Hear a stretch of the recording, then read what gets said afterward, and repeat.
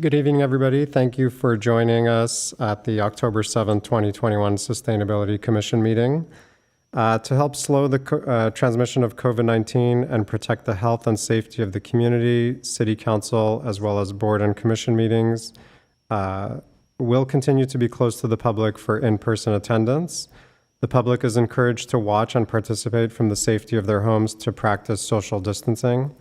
Meetings are broadcast live on Glendale TV, viewable on Spectrum Cable, Channel 6, and AT&T UVerse, Channel 99. Meetings are also streamed live in high definition on the city's webpage, glendaleca.gov/live, on youtube.com/myglendale, and on Apple TV, Roku, Amazon Fire devices, using a free app called ScreenWeave and choosing Glendale TV from the menu. For public comments and questions during the meeting, call 818-937-8100. Public comments on a specific agenda item will be taken when that agenda item is discussed. And with that, let's move ahead with roll call. Present. Commissioner Kartunian. Present. Commissioner Khanjan.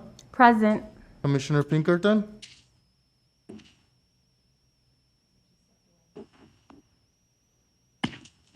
Commissioner Pinkerton. Present. Vice Chair Werner. Chair Bartusov. Here. Ex-official Gang. Present.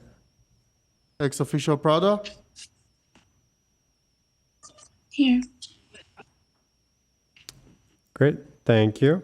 Let's move ahead with the Pledge of Allegiance. If you'll join me.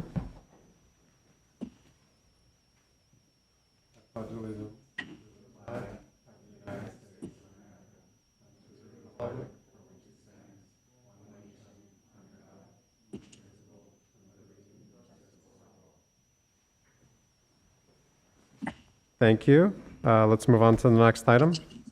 Item 1B, report regarding posting of the agenda. The agenda for the October 7, 2021 meeting of the Sustainability Commission was posted on Friday, October 1st, 2021 on the bulletin board outside City Hall. Next on the agenda, item number 2, approval of minutes. 2A, approval of the minutes of the Commission regular meeting held on August 5th, 2021. And 2B, approval of the minutes of the Commission regular meeting held on September 2, 2021. Thank you. Would somebody like to make a motion for one or both of those items? I so move for the Sustainability Commission minutes.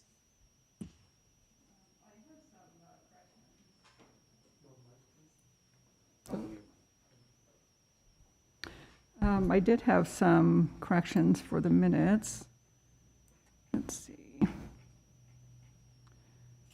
For the, make sure, well, first of all, I think the minutes should have a header on the top of each page.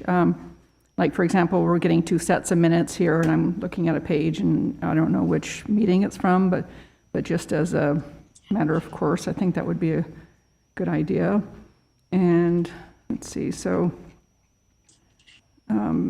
and page numbers would be good too. So it's hard to refer when we're doing corrections to the page number if there isn't one. So it's PDF page 7. I don't know. Let's see, that's item 5, reports information, and then D, sustainable purchasing program update, and then commissioner comments, and then the 1, 2, 3, 4, 5, 6, 7, 8, 9th bullet down, where it says it should be SCAQMD rules 1113. That's all one word. It's not 11-13. It's rule 1113. And or 1113, whatever, and then also SCAQMD rule 1168, no dash. Those are the VOC limits for architectural coatings and the VOC limits for adhesives and sealants, respectively. There is no such thing as SEAQMD. And it was a little weird when there are a couple bullets down where it says the EPA CPG, that's not one thing, it's the CPG program of the EPA, the Comprehensive Procurement Guideline Program. That was an important point, and maybe they should spell that out there. And then moving down to the next page, under the REACH Code Information Report, the commissioner comments was actually, at least my comment was the opposite of what the first one said. Utility rates are higher in all electric buildings compared to gas and electric. At least that's been my personal experience. And here it says it's higher in gas-powered. It might cost more to construct a building that has both types of power, but for the end user, it's cheaper. You know, gas is typically cheaper for the appliances and so on. And then for the end of that page, under commissioner comments on the statewide codes and standards, part of the REACH code, the question I'd asked actually was, when electric is the only option available to end users, how will the public be protected from the cost escalation of electric?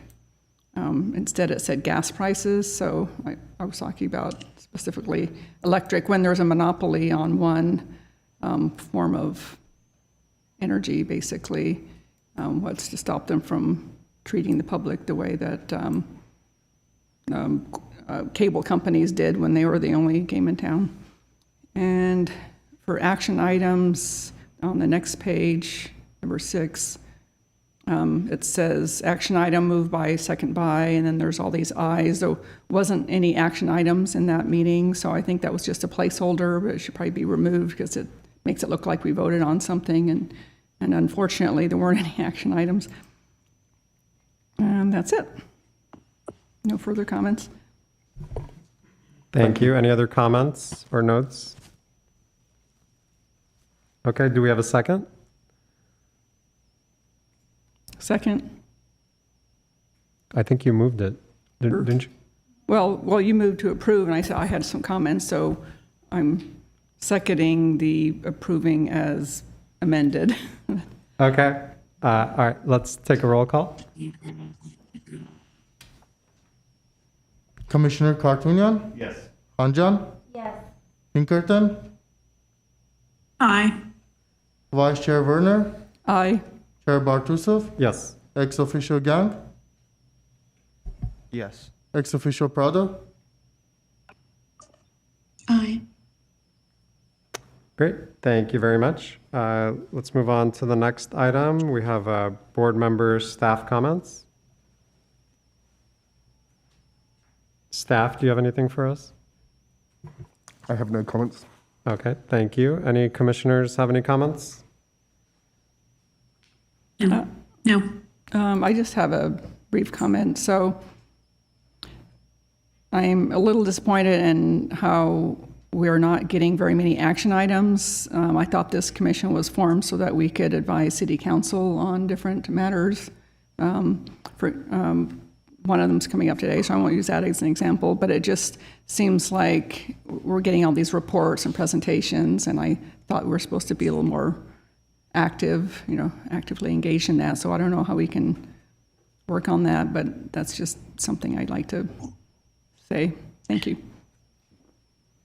I have a response to that. if I Yes, may. Jennifer, go ahead.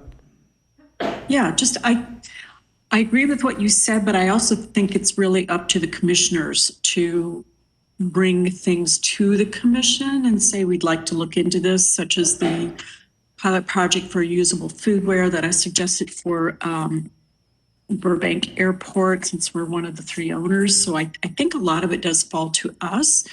But I do confess to being a little confused as far as which items go first to council, then are referred to us, or vice versa, such as the plastic turf issue.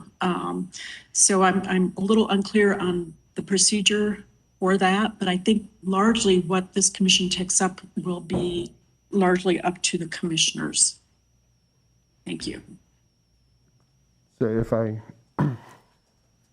excuse me if I take this off because I mumble. So work can come to the commission from a number of ways. City council can send something to the commission and ask the commission to look into it. And the commission can make recommendations and report back to city council. As Commissioner Pinkerton said, if a commissioner wants an item agendized, they can ask for that item to be agendized at this meeting, and then we'll get it onto the calendar and report back when necessary, as per the commissioners. If an item, I think, comes in from the public to the commissioners, they can also take that and choose to agendize that on future items. So, as Commissioner Pinkerton said, a lot of the work is driven from the commission and then coming down from city council too. So. Well, I guess what makes this timely is that I had specifically asked at a meeting a few months ago about the legacy trees and was told I'd get a report later on, and like nothing happened, and it's gone to city council twice now, and we're just now getting a report that's missing the exhibits and a very abbreviated report at that, and we weren't even told that it was going to council, so I just feel really out of the loop on that, and that was something I was very interested in weighing in on. Okay, so I apologize for that. That's my error. And I will speak to that just briefly. I did speak with David about this not long ago. I think I noticed that one of the other commission meetings that they did have a running item on their agendas that kind of outlines the various items that are going to be going to council, whether they came to the commission or not, that do pertain to, in that instance, it was parks. In this case, it would be sustainability items. So perhaps that will help us get a better orientation as to what is going to council and whether or not we feel we need to chime in on something. But as Jennifer had said earlier, I do think it is on us to some degree, and as you've elaborated, I do encourage all the commissioners to bring items to our attention that you feel is appropriate. So I've asked for some report backs, other commissioners have. David doesn't want to hear this, but I encourage you to do that more. We want to be an active commission and ensure that we are up to date on what's happening, not only in the city, but elsewhere, so that we can bring examples to our staff and electeds on what we can do here. So I encourage you to do that more than we have in the past. Okay, any other commissioner comments? Okay, hearing none, let's move forward to oral communications. Item number 4, oral communications. Discussion is limited to items within the jurisdiction of the Sustainability Commission. Each speaker is allowed 5 minutes. Sustainability Commission members may question or respond to the speaker, but there will be no debate or decision. The matter may be referred to staff for investigation and report. Chair, we do not have any callers at this time. Okay, thank you. Let's move on to the next item. Next item, reports information, 5A, Equity in Climate Action and Adaptation Plan. Thank you, Chair Botrisif and Sustainability Commission members. We presented to the Commission in the August meeting about the Climate Action Plan RFP that we're writing up. And at that meeting, we indicated that we're going to do some research on the issue of equity and climate action plans. I'm fortunate to say that working with our Innovation and Performance Unit, they have done a lot of research on this issue in terms of that it's becoming more prevalent that the issue of equity is addressed in climate action plans, not only in developing mitigation strategies, but specifically developing adaptation strategies. And it's also becoming very important in terms of getting stakeholder buy-in, stakeholder engagement, that equity is addressed. So we wanted to ask ourselves what equity was in terms of a climate action plan, and then be able to present those findings back to Council. We think you'll find this a very interesting presentation. And in addition, there's also SB 1000, that requires environmental justice be addressed in climate action plans and these issues. So Greg from our Innovation Performance Unit will present to you about the research and the findings of climate equity.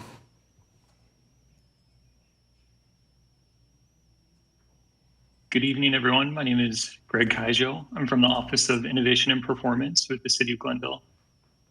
Let me share my slides right now.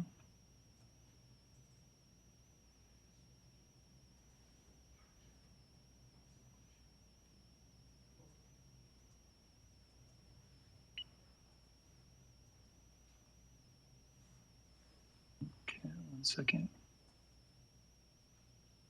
Start. All right. So today I'll be giving you an overview of equity and climate action plans. So to get started, we looked at a lot of different climate action plans around the United States. So we looked at about 80 in total.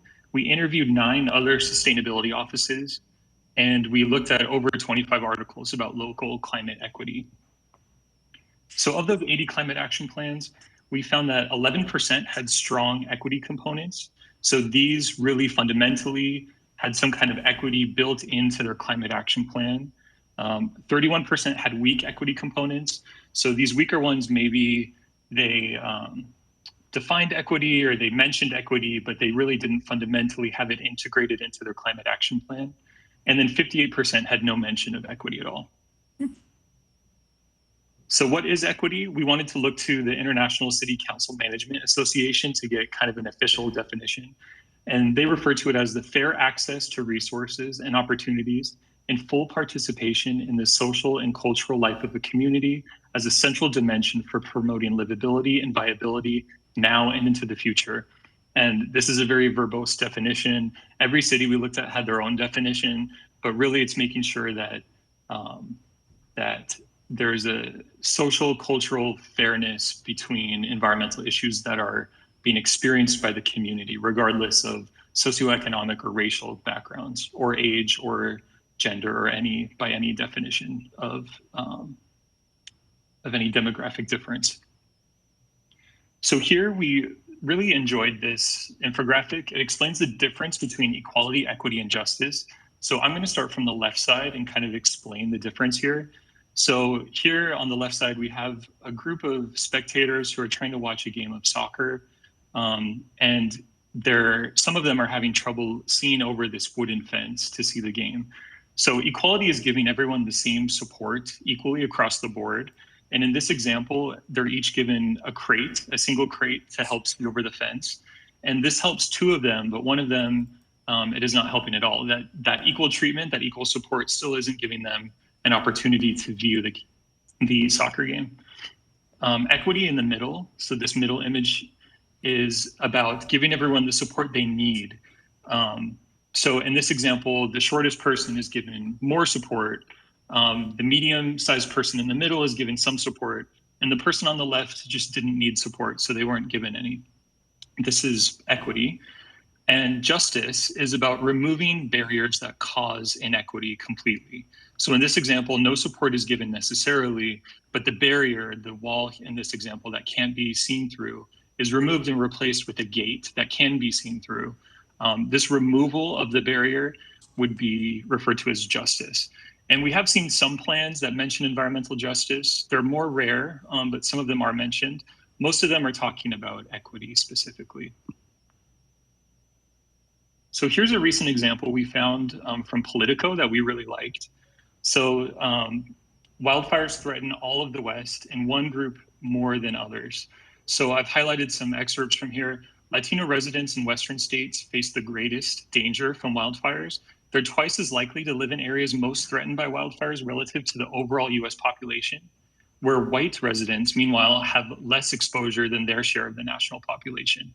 And this is just part of growing evidence that shows a disproportionate threat that communities of color and low income face from climate change. And in this example, particularly, to go into a little bit more detail, a lot of affordable housing in communities is located kind of on the fringe where the wilderness areas are. There's a lot of overlap between high fire prone areas and affordable housing. So people who need to move into affordable housing, who can only afford places in a certain price range, end up living in these areas that are extremely high fire risk and are continuously being put at risk, particularly in California, of having to relocate or being threatened in some way by wildfires. So in addition to wildfire threats in Glendale, we have a lot of other things that are affecting environmental equity locally. That includes the urban heat island effect, so wildfires, as I said, outdoor pollutants, and also indoor air pollutants, things like nitrogen dioxide, formaldehyde, carbon monoxide are things that come from gas stove burners that are disproportionately affecting people who don't have alternatives or maybe who don't know within our own community. So going back to that article, the one thing that they said should be done is create more affordable housing. Affordable housing programs are the #1 thing we need to work on. So what they're really saying here, and what I wanted this group to take away, is that policy matters. Policy is extremely important. Local policy is important. It can make a difference. And things like climate action plans can really become a North Star for addressing this inequity and making sure that communities all have the same access to, not being affected by things like wildfires disproportionately. So this slide shows kind of a very broad takeaway from the City of Oakland's climate action plan. They actually have an equitable climate action plan. So equity is built into every component of their plan. We have their definition of equity in the top left. On the left side in the bullets, we have some places where their equity manifested the strongest. So transportation and land use, buildings, material consumption and waste, adaptation, carbon removal, city leadership. It also manifested in places like growing a green economy and a lot of other areas. And then on the bottom left, we have vulnerable groups. So every city we looked at identified what their vulnerable groups would be. There was some overlap between them, but excuse me, some cities had very different vulnerable groups than others. So within Oakland, their vulnerable groups identified were people who are low socioeconomic status, people of color, people lacking services or resources, people with existing health issues or at greater health risk, and children. So specifically in Oakland, children was a unique vulnerable group for them. We felt like it made a lot of sense in context of their plan, but that was not a group that a lot of other cities mentioned at all. And then on the right side, we have an excerpt from their climate action plan. So we just wanted to show kind of how this manifests within the plan itself. Here they assigned a lead agency, this action item. They kind of graded it by climate benefit and cost. And then they showed through icons, what kind of benefits could be achieved through this action. And then the action itself is defined in the main text in the center, along with, specifics of that plan, of that action in that plan. So this is one way of looking at equity within a climate action plan that we really loved that Oakland did. And they considered equity one of 5 criteria for every action and every strategy within their climate action plan. So in addition to being realistic, ambitious, balanced, adaptive, every single action and every single strategy in the plan had to be equitable. These were non-starters for everything in their plan. And again, this is what made Oakland's climate action plan in that group of strong equity components compared to a weak equity component.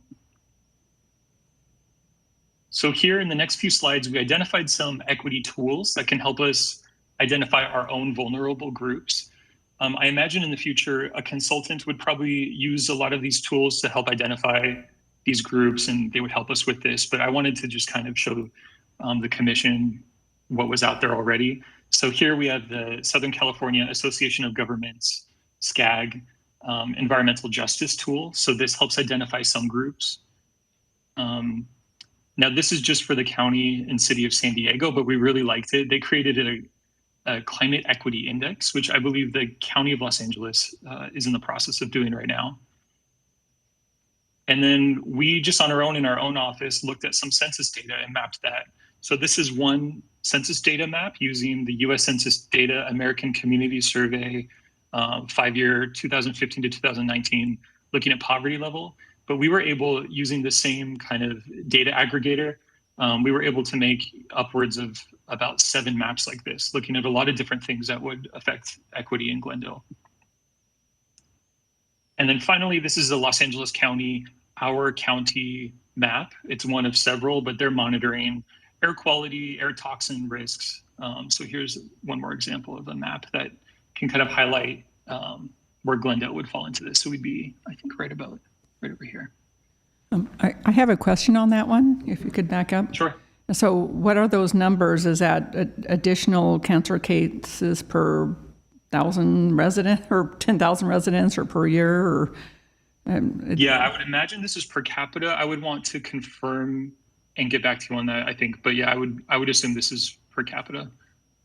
And per capita typically is 100,000 per 100,000 resident, but I would want to confirm. And I can also provide links to these resources. These are kind of online resources. So in terms of our own climate action plan, this is a quick time frame. So we aim to complete the RFP by October 21st. It will be released between November and December, or I'm sorry, not October 21st, October 2021. So October. It'll be released in November to December. And then ideally a contractor would be selected between December and January. So that's all I have for today. Thank you very much. And let me know if you have any questions. Thank you. That was great. And it'd be great if you could show the link through David. Yes, absolutely. I'll do that. Thank you, Greg. Do any commissioners have any questions or comments?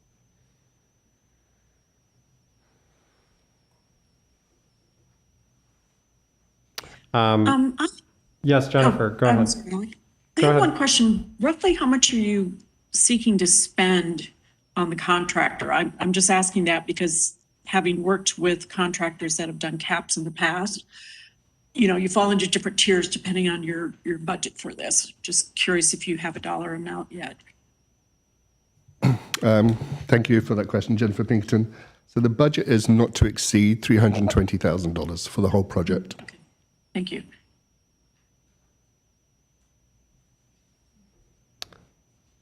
Thank you, Jennifer. Thank you, Greg, for the presentation. I am happy to see this is moving forward. I was really excited about the different equity tools that are being used to gather that data and help prioritize. Those kind of heat maps are going to be really helpful when we talk about need in Glendale. The pedestrian plan that was passed not too long ago did a really good job of looking at those various data sets and creating an ultimate index on where to prioritize treatments and improvements. And I think we could do the same with the climate action plan. So I know the county has a parks needs assessment tool that has Glendale included in it. I've seen data sets for heat island effect now. There's stuff about tree canopy coverage. There's all sorts of data sets that we can look into. And I'm really excited to see that we have staff that have an eye on this and for things like this. I'm also very excited about the timeline, so I'm happy to see things are moving relatively quickly. And I'm very happy about that. So I just want to thank staff for moving full steam ahead on the timeline. That's it for me. If there's no other questions or comments. Yes, Jennifer. Yes, I'm sorry, I neglected to ask, how long are you giving the consultant to complete the cap? And we've yet to determine that fully, but between 9 and 12 months, we'd imagine. Oh, okay. Perfect. Thank you. Oh, and on that note, I don't know what the timing of all this would be, but it'd be really cool if we had something on Earth Day as part of some kind of outreach. It might be too early for the consultant, but something to maybe eye for if we wanted to kick off Earth Day 2022 with the climate action plan. Okay, if there's no other comments, I think we can move on to the next item. Next item on the agenda, 5B, Glendale Water and Power presentation on green power programs. So good afternoon, Commissioner Chairperson Bartrisuf and Sustainability Commissions. So as you know, to date, we've had presentations from Public Works, Community Services and Parks, Glendale Water, And now it's the turn of Glendale Power to present to the Commission today. They're going to talk about their power programs and their efficiency programs and the sustainability programs. And as a reminder, the Commission asked for all these presentations so you can gather your facts as you begin to prepare to develop your own work plan for the year ahead. So this is an information session from Glendale Water and Power. And Greg will be heading it up.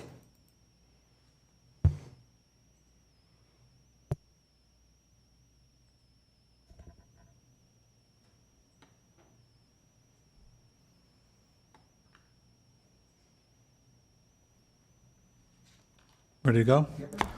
So good evening, Chairman, Commissioners. My name is Craig Keenan.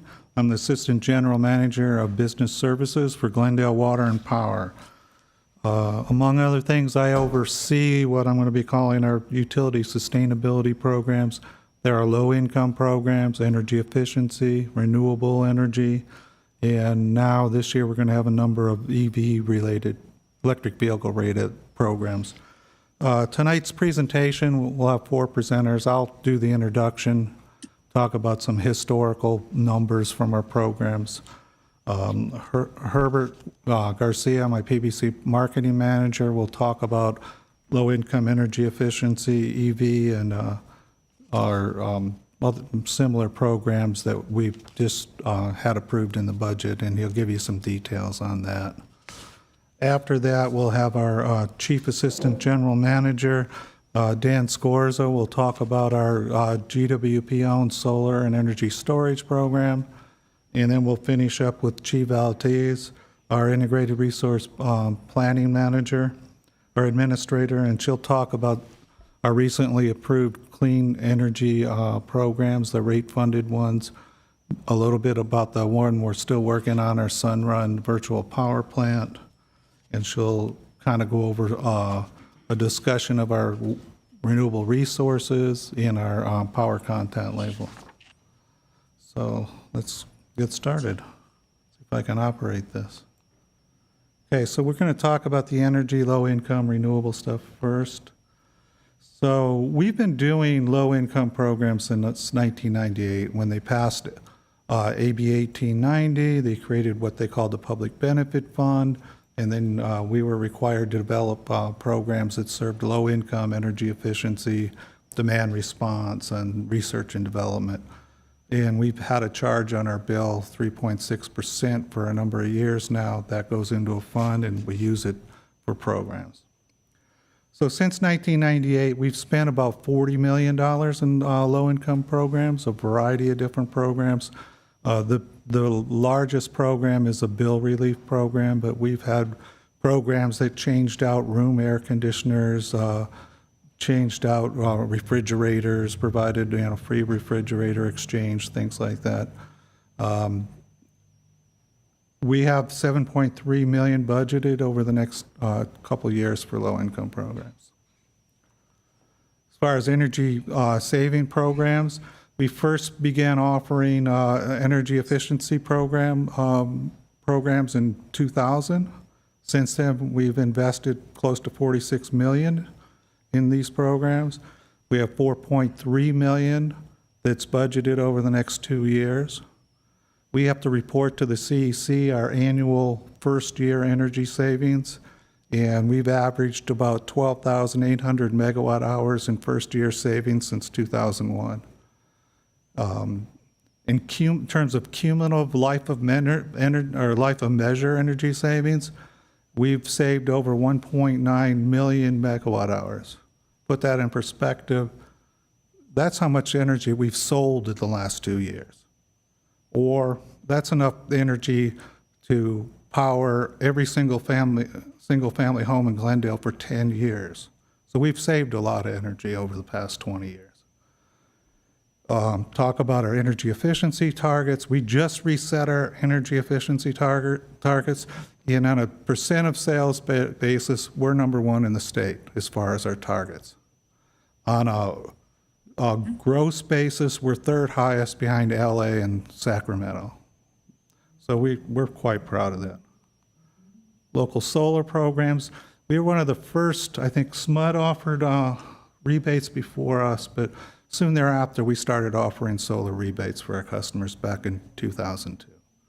We invested about $19 million through June 2020. We have $2.2 million budgeted for programs over the next 2 years. We continue to allow net metering even though we don't have to, according to the law. That's correct, right, Christine? We have over 20,000 kW installed in Glendale, and they generate about 26,000 megawatt hours a year. So if you have any specific questions for me, I guess you could ask now, or Herbert will go through our low-income and energy saving programs and our EV programs. What's your preference? Do you want to do by person, or should we get the whole thing, or? Let's try and get the whole thing, but it's your meeting, so I'll be here, and I'll let Herbert come up now. Sure, let's do that. Thank you.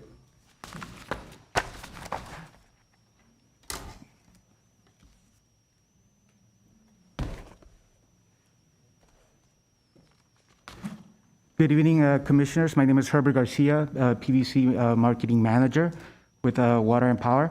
And I'm excited to be here tonight to share with you all the programs that we have, really great programs that we've implemented through the years.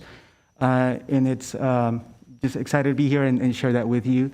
So I'll go ahead and get started. The first program that I would like to talk about are our low-income programs.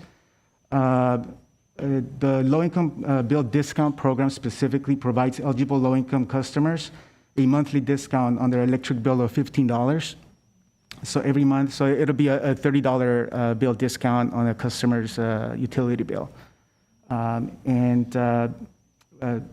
This provides, we've provided over 2.3 million monthly discounts since 1999, and over 28.9 million in bill discounts provided since 1999.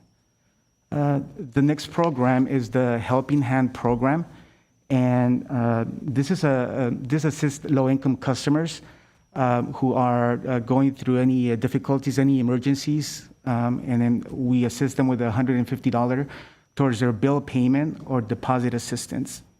And again, some of the stats here on this program, an estimated 5,506 low-income customers have benefited from this program since 2003. Over 883,000 in bill and deposit assistance provided since 2003.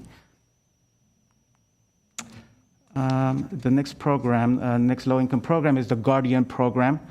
And this program basically is for any customers that have a medical equipment that uses a lot of electricity. So we assist those customers with a discount. It is based on, depending on what equipment that they have, we calculate what the assistance is going to be. The next program here, the State COVID Arrearage Assistance Program. We're working with various state and agencies to provide arrearage assistance for customers facing shutoff for non-payments of bills due to COVID-19. Assistance would cover electric and water, no income eligibility requirements. The total amount of the funding is still to be determined, so we don't have much details yet on this program, but we'll definitely be sharing that with the public once more information comes available. Now I'll be switching to energy efficiency. So I'll be discussing all the programs that we have on energy efficiency.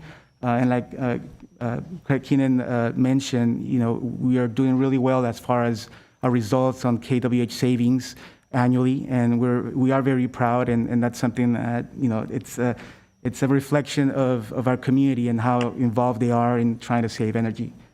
The first program here is the Smart Home Energy and Water Saving Upgrade Program.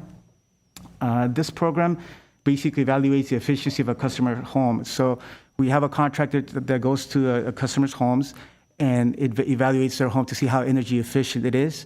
They installed multiple water and energy efficiency devices to try to make their homes more energy efficient.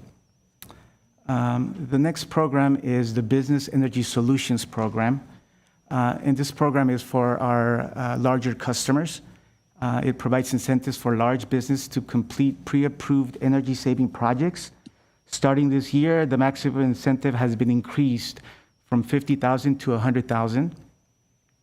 We've had 434 projects completed since 2000, and the savings has been 68,279 megawatts, cumulative first-year energy savings since 2000. And here it says 3.53 average annual TRC. The TRC is basically a test that that determines the energy efficiency if a program is cost-effective. And anything above a 1, it's considered an effective program. The next program here is our online store for energy and water efficiency measures. That's basically a marketplace. Customers can go to this portal, website, purchase energy or water devices at a discounted rate. And this program also is tied to our clean energy program. So customers could go in there and purchase a smart thermostat to participate in our peak savings program as well. The next program is the Smart Home Rebate Program. We've been offering this since 2002.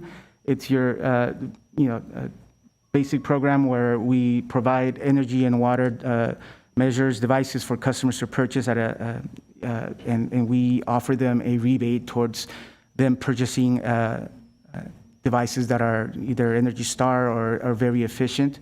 And we've issued over 49,000 rebates since 2002. And then the TRC is a little bit lower. It's 0.78 average TRC. But it's still a program that customers like to see and participate. This program, customers have the ability to go online and apply for these rebates online. There's no paper. Now, those that don't have the ability to have internet or access this through the internet, they are able to submit a paper application as well. The next program, we have the home energy reports. And basically, this program sends Glendale residents a report every other month as far as how they're doing with their energy usage. And it kind of puts it in perspective and helps them modify any behavior to help them improve their energy savings. It gives them tips and insights on how to do that. So that's the paper report, but they also have the ability to go online and look at their usage, not just the whole month or their bill usage, but they can actually go down to an hourly and see how much they have used every hour for a particular day. And it's real-time data that's available for them, so it's a very useful tool for customers to help them save energy as well. Could I ask a couple questions on that slide? Yes. So the TRC, how do you arrive at that number? Is that more of like a ratio, or is a number of dollars per dollar spent that's saved? Or, I mean, where does that actually come from? There's a tool that all public utilities, public-owned utilities use, and we input all the data there, and it gives us the TRC for every program and for our whole portfolio as well. I don't know, Craig, if there's any more detail. TRC looks at total resource cost, it's called, and it takes all costs to customer and utility in all benefits, and it calculates a ratio. As long as the ratio is above 1, it's considered a cost-effective program. Now, Herbert talked about the rebate program being below 1, but every utility has to offer a rebate program. So we keep that one even though it's below 1. Does that answer your question? Or? Okay, so that means the tree power program at 8.5 is a very good program. A good score compared to the other. Okay, I figure if I'm not sure where the numbers are coming from, the public might want to know as well. But so we put the administrative costs, the specific program costs into the model. And we put the energy savings, and it looks at power costs and rates, and it calculates it for us. It's a kind of a complicated calculation. Okay, and then the other question is they keep mentioning the first year energy savings, like on both of those, so Yes. I'm not sure exactly what that means. We And say then first- in the case of a tree, I would think that would change over time as the tree got bigger. We reported in first-year energy savings, so you might put in an air conditioner that saves so much electricity a year for 10 years. The CEC only wants to know how much is being saved the first year. So when we discuss these programs, we always talk about first-year energy savings. Now, when I mentioned earlier about the one slide when I said cumulative savings, that adds up, the 10 years for that. To each of the measures we put in, it's over the life of the measure. The first year is just what happens the first year, because they all last different lengths of time. A tree, 30 years, once it's mature, kind of thing. So, does that help? Oh, yeah, that helps. Thank you. Thanks. Thank you, Craig. The next program is the Tree Power Program, as you were mentioning. This basically, the reasoning behind this program is we offer up to 3 shade trees to customers, residential customers, and they're able to plant these trees. They're about 15-gallon trees, so they're not that small. I mean, they're nice-sized trees. They can plant them close to their home to shade their home, and so to decrease the use of central AC. We do have a program arborist that we hire specifically for this program. So he'll go to their home and he'll walk them through and suggest where to plant it. Now, we don't plant the trees, we just suggest the customer has to fill out a pledge form saying that they would plant it where the arborist is telling them is the most appropriate location for that tree. And they can get up to 3 shade trees. The next program here is our in-school energy and water conservation program. We've been working with the Glendale Unified School District and private schools to offer a curriculum for 6th grade students as far as energy and water conservation. And it's a hands-on curriculum. They get actually, worksheets and a workbook, but not only that, they get also an energy efficiency kit. They're able to, install a light bulb or shower heads or different, types of aerators and different devices, and they're able to calculate savings. And so it's a very hands-on. We've had it since 2001. Great program, and we'll definitely continue to do that program. The next program is similar. It's a school also based program. It's called the Solar Schoolhouse. And the Solar Schoolhouse provided Glendale Unified School District and local private schools an array of photovoltaic training and activities for educators and the tools to implement a K through 12 solar education program. So we started off with this program in 2007, and it was focused more with teachers, educating the teachers and teaching them as far as renewable energy. And it kind of changed into having workshops. We've even had workshops for the community to come and build different, like an emergency preparedness kit, that's solar, different interactive things that we've done with this program. Again, it's through K through 12, and it's been very successful. One of the things that I would like to mention regarding this is that we do have, as part of this program, annually there's like an annual solar fair, and it happens in one of the local schools. And so it gives the teachers the ability to showcase all the work they've done through the year, and the students are very motivated to display those projects that they've worked on. The next program here is the Peak Time of Use Energy Monitor. Customers who sign up for the time of use rates, they will eventually be receiving a peak energy price monitor and an app to help them optimize their electric usage by changing their behavior. And when they sign up to this time of use rate, they will receive this device. Basically, you would connect it to the wall, and it will tell you when it's a good time to use energy and when it's not. It'll light up red when maybe the rates are higher, and it would light up, depending if it's red, would be don't use any electricity at that time, or green, it's safe to use it. Not safe, but it's okay for you to use electricity at that time. So it's kind of like a traffic light design. This program has not been implemented. We've had some issues with launching the program, but we're hoping to launch that this year. The next program is our smart home display and thermostat program.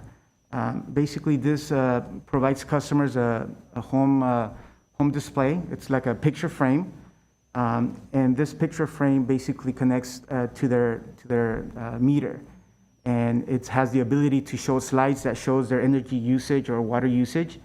Along with that, it has the ability to show their own personal pictures. So it's not just a GWP frame that only shows their energy usage or water consumption, but it's also sending messages about upcoming programs in the city of Glendale, or it might be just pictures that they've uploaded of their family.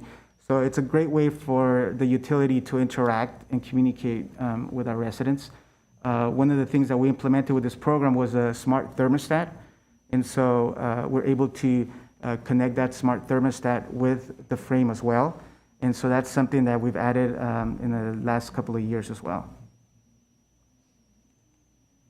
The next program here is the Business Solar and Energy Storage program. This is a potential new solar and energy storage program.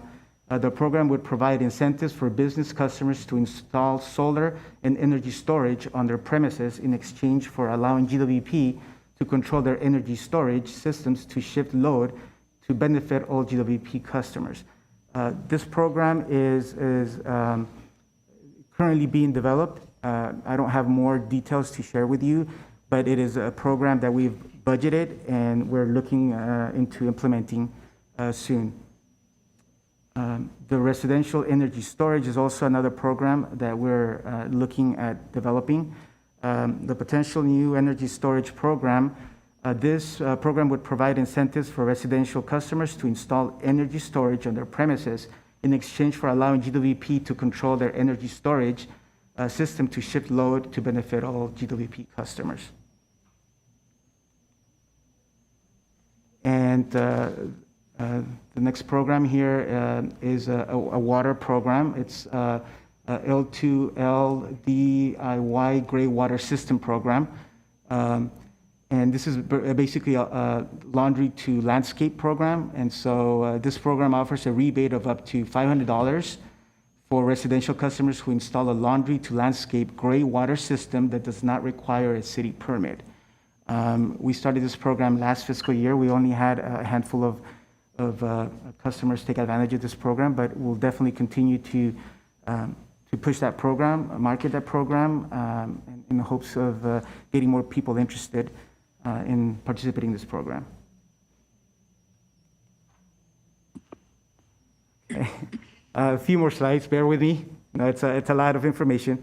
The next presentation here is on EV programs, the low carbon fuel standard funded programs and budgets.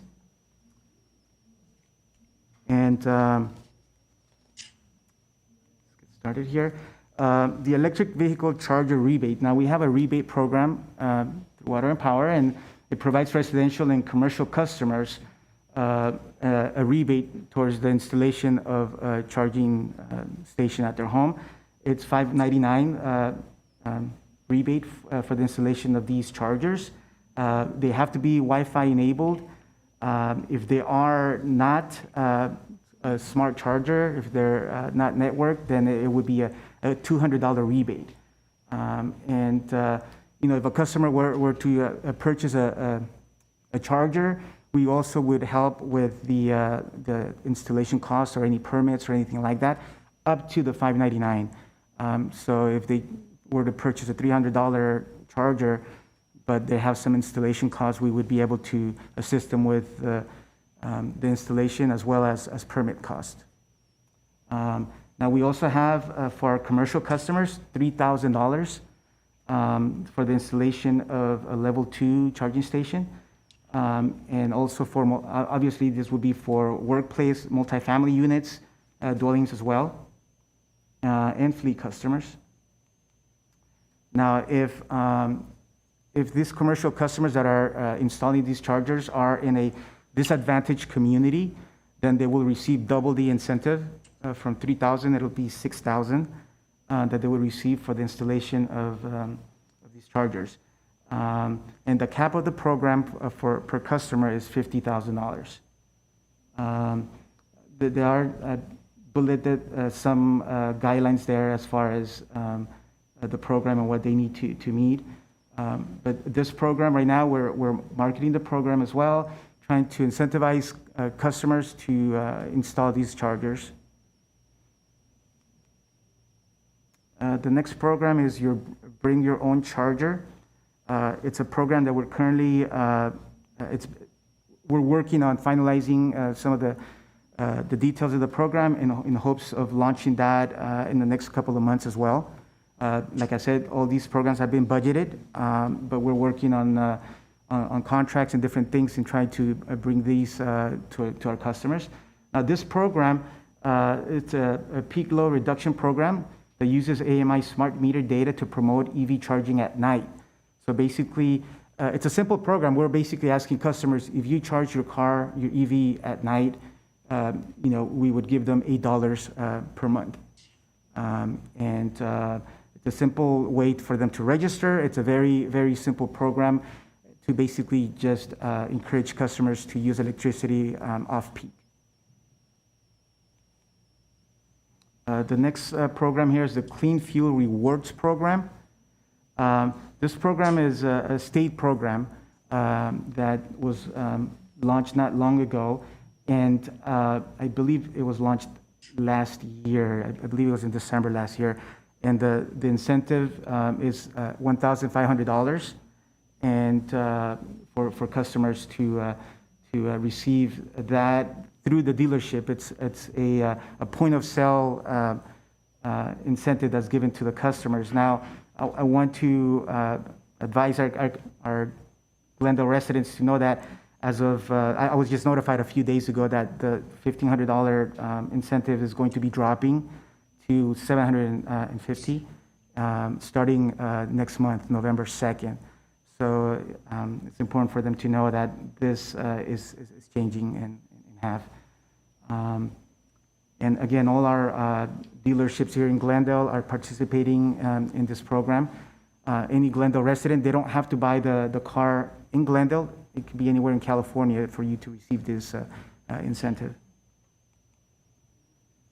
The next program is the web-based EV customer awareness platform. Now, it is our understanding that our customers look for us for advice, and so it is important for us to be like the point of contact for our customers and a place for them to go and find out information about, EVs. And so this program basically is going to develop a website that's going to have every information possible for a customer to just go to our website and be able to access information about chargers, where to buy it, rebates available for cars, any basic information about maybe they're new to and want to learn more and have more resources. This will be a place for them to go. So this would be basically payment for developing this very robust website for customers to get resources. The next program here is the solar-powered mobile EV charger. We just received it a couple of weeks. It's basically a solar EV charger, and it has the ability to charge about maybe a battery for about maybe 7 hours, and ability to charge 2 cars simultaneously as well. Now, this could also be used as an emergency asset, emergency preparedness asset. If we ever need to move this device to any location, it could be they can use that battery to power lights or anything that they would like by connecting it to a panel that's been installed on this specific charger. We're looking for a place where to install, not to install it because it's mobile, but to place it and then just test it out and see how it's accepted by the public. So we're looking and working on that right now and trying to see where would be the best place to put it. And right now it's at our UOC facility. We're testing it out to see how it performs. The next program is the electric bookmobile for the city library. And basically, we're providing the library $100,000 for them to purchase a bookmobile. We're working with them right now. Don't have much more details as far as, the type of vehicle they'll be purchasing. But we're working with them in hopes of getting this transaction done this fiscal year. As far as city-owned EV charging infrastructure, GWP is expanding its EV charging station infrastructure throughout the city. The goal is to create a web of conveniently located charging stations within the city of Glendale to make traveling for EV owners in Glendale more accessible, dependable, and hassle-free. Right now, we currently have 16 level 2 chargers installed throughout the city, and we have one level 3, which is a fast charger, installed. Our goal is to install an additional 30, at least 30 this fiscal year. That is our goal, but we expect to exceed that goal. And the following year, our goal again is another 30 units to be installed throughout the city of Glendale. And that's the end of my presentation. Thank you. I would like to turn it to Dan Scorza for the rate-funded clean energy programs.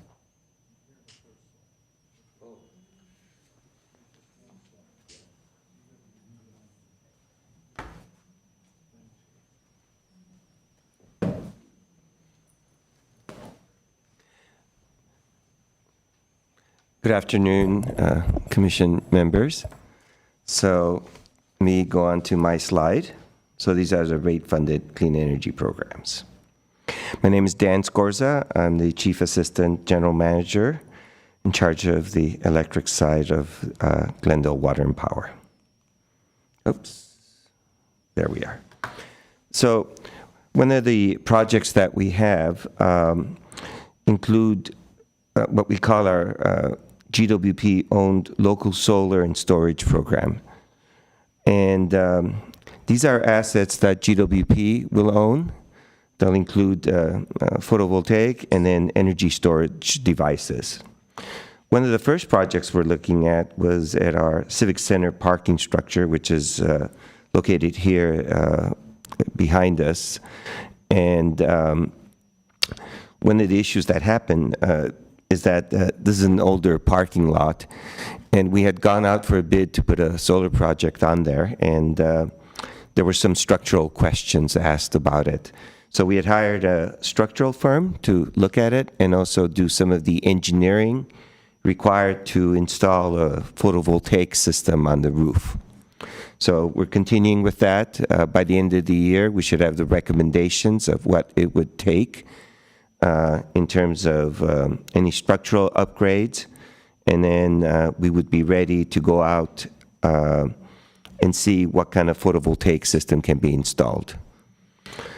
The other one is we hired an owner's engineer firm that's going through and looking at 100 plus city-owned properties and facilities. This program is going to be assessing all the properties the city owns for putting solar and energy storage devices. At the end of the assessment, we would have a prioritized list of properties that could be utilized, and we'll have development plans and specifications that we can then go out for a proposal for having them constructed. The other part of this project with the owner's engineer is to do a grid assessment, distribution grid assessment. You may not know, but the city has about 105 feeders that come out of our 12 substations that we own. And this is how we bring electricity down to the customer. And hence, as we develop our solar programs, we have to be mindful that depending where the solar projects go on the grid, they may overload the existing grid.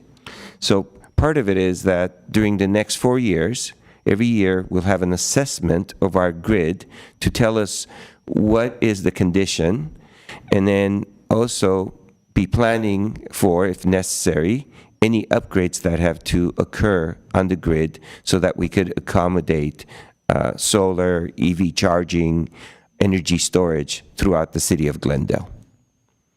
So this is our general information on the city-owned solar, local solar and storage program.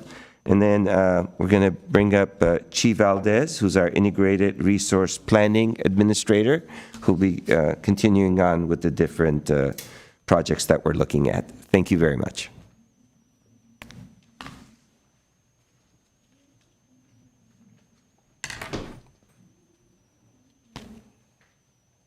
Thank you, Dan. Good evening, members of the Commission. My name is Chi Valdez. I'm the Integrated Resource Planning Administrator for Glendale Water and Power. Let me see. There you go. Yeah, so one of the DER programs that went live this year is the, under the Clean Energy Program, is the Demand Response Project with Franklin Energy. So this $7.7 million residential and commercial program provides up to 10 megawatts of capacity that can be called to reduce peak demand hours. So under this 4-year peak savings program, customers get rebates for thermostat units purchased through the online marketplace. They also receive incentives for demand response participation, which allows us GWP to control their thermostats during high load events.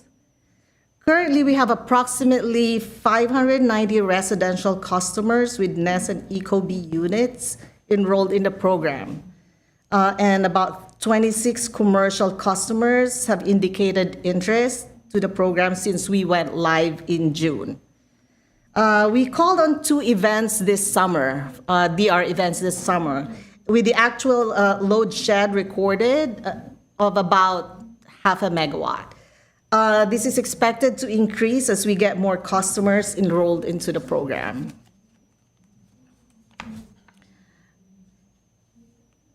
Okay, so the next program here is the Lime Energy Efficiency Program. So this is a $17.9 million project. It's a business energy upgrade program with Lime Energy, which targets business customers to provide up to 36,500 megawatt hours of energy efficiency savings per year by year 7 of the project implementation from commercial and energy retrofits. So mostly on lightings and HVAC measures. So this EE savings can be realized for up to 12 years and a half. So this project is currently in the final stages of implementation and expected to go live next month.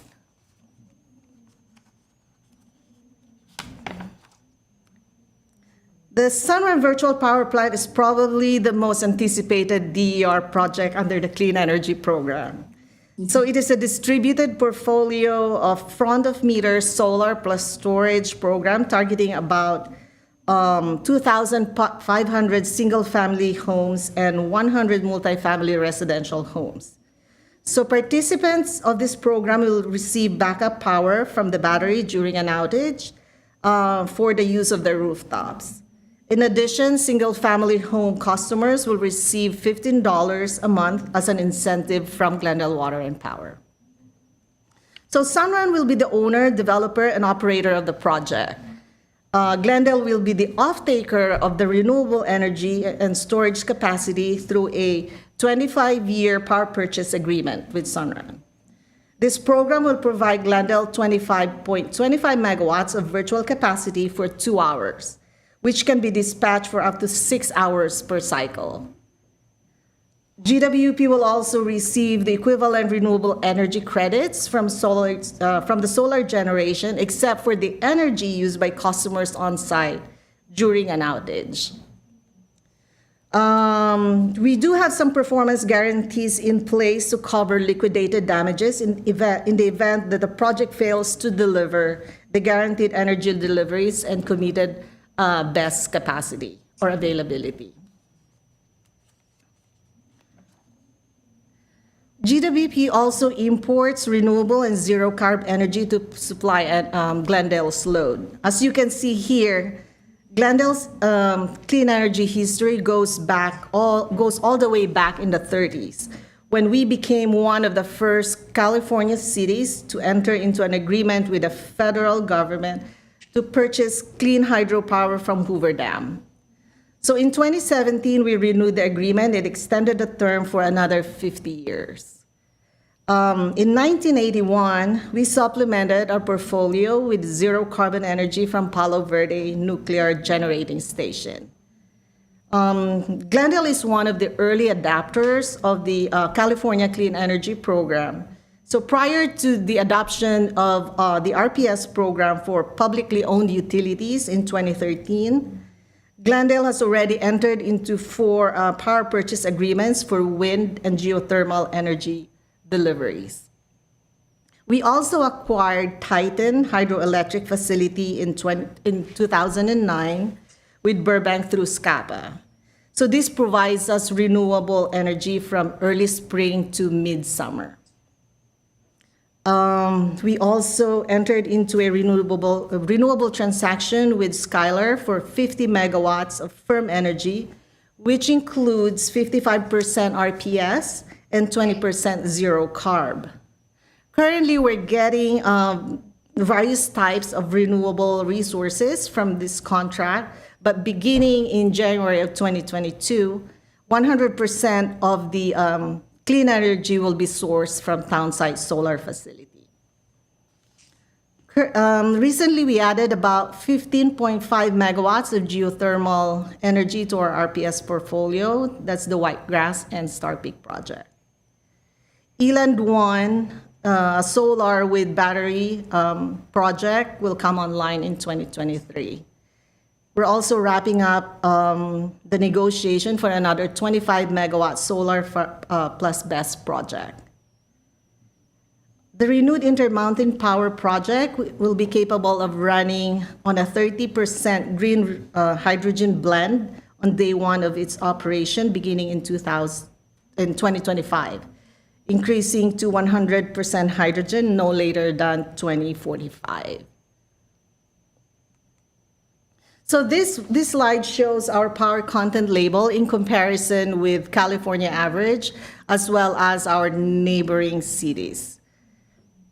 We supplied a retail load last year with close to 40% renewable and 64% clean energy. So that includes eligible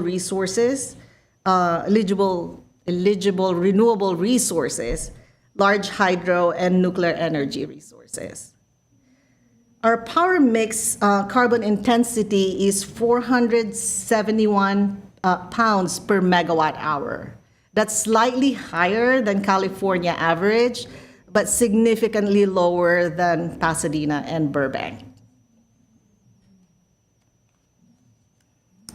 Well, that concludes, I guess, our presentation for tonight, and thank you very much for giving us this opportunity.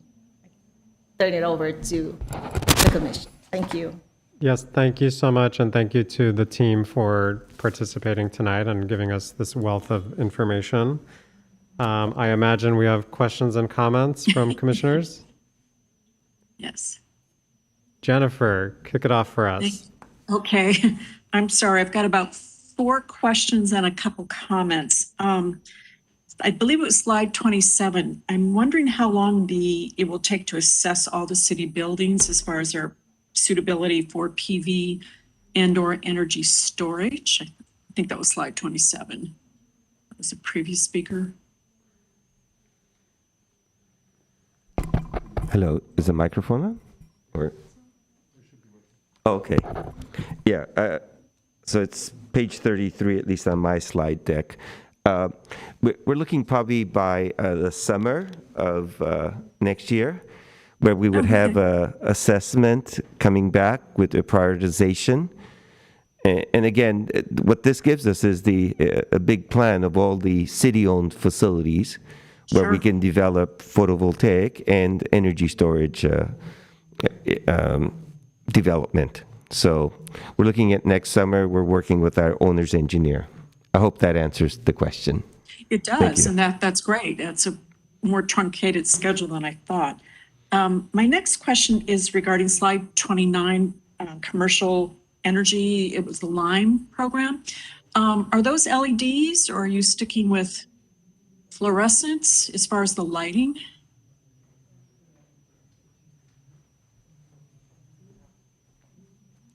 Craig Keenan, I'll take that one. It'll be LEDs. I mean, that's the LEDs? standard now is LED technology. Great. Okay, that's what I was hoping to hear. I wasn't sure. Next slide. Oh, question about the Sunrun program, which was slide 30. I understand the purpose of that, which is a virtual power plant, but can a customer both participate in the Sunrun program and have their own PV system that supplies power to their house? Is that possible? Is that something we consider? I'm sorry, I'm deferring to the lawyer right here. We are still in discussions with Sunrun for the program, but I think it would be difficult because the roof space is going to be used for the virtual power plant. Sure. No, that makes absolute sense. Then my last comment, a bit of a criticism, slide 31, showing the other power sources.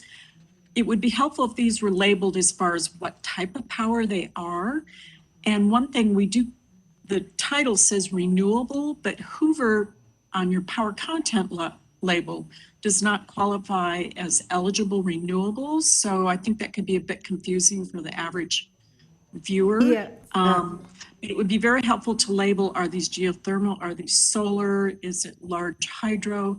Palo Verde, for example, if that's the Arizona plant you're referring to, that's nuclear. That's correct. I think that should be labeled there just so there's absolutely no question about what these sources are. But I do see a conflict as far as having Hoover on here under the title of renewable, given it's not eligible renewable on the power content label. So I just wanted to make that comment. Thank you. Thank you very much for the presentation. It's very helpful. Thank you, Jennifer. Any other commissioners have questions or comments?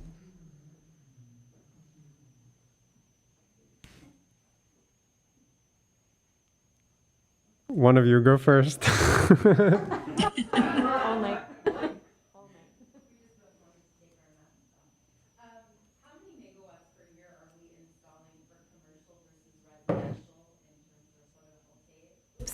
How many megawatts per year are we installing for commercial versus residential customers each year?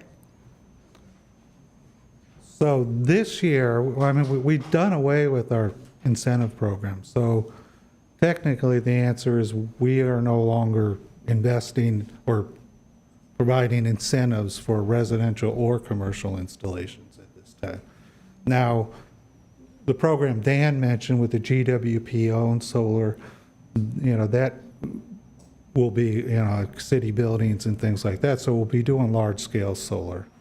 The Sunrun program, assuming that gets all worked out, the details, will be a residential solar. Herbert's programs, there were two programs. We are talking with the consultant right now to see if we can bring them on board to help us design a new commercial solar and battery storage, and also a program where existing solar customers could get access to a battery. And so that's where we're at now. If you would like us to go back and look at historically how much of that solar we have installed is commercial versus residential, we can do that for you. I'm just curious as to which one is, I mean, are we doing as much commercial as we thought we would be doing? Well, There was a mandate that ended, I believe, in December 2016 that said you had to try and install so much different solar. Back then, we had a commercial program and a residential program.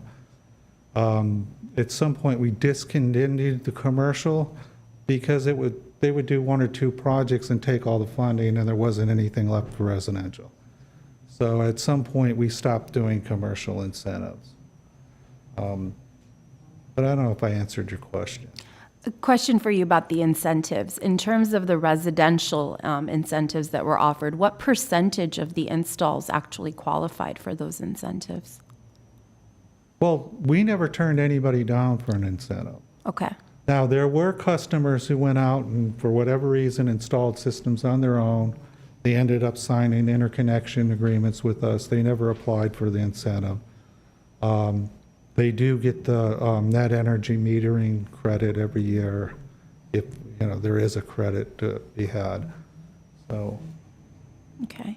And so back to that previous question. So in terms of commercial solar, what are we doing to incentivize businesses to install at this point? Is there anything? Well, we do have the one program we are working on that would be a commercial solar and battery program. Okay. And we don't have any details on it. It's just a concept.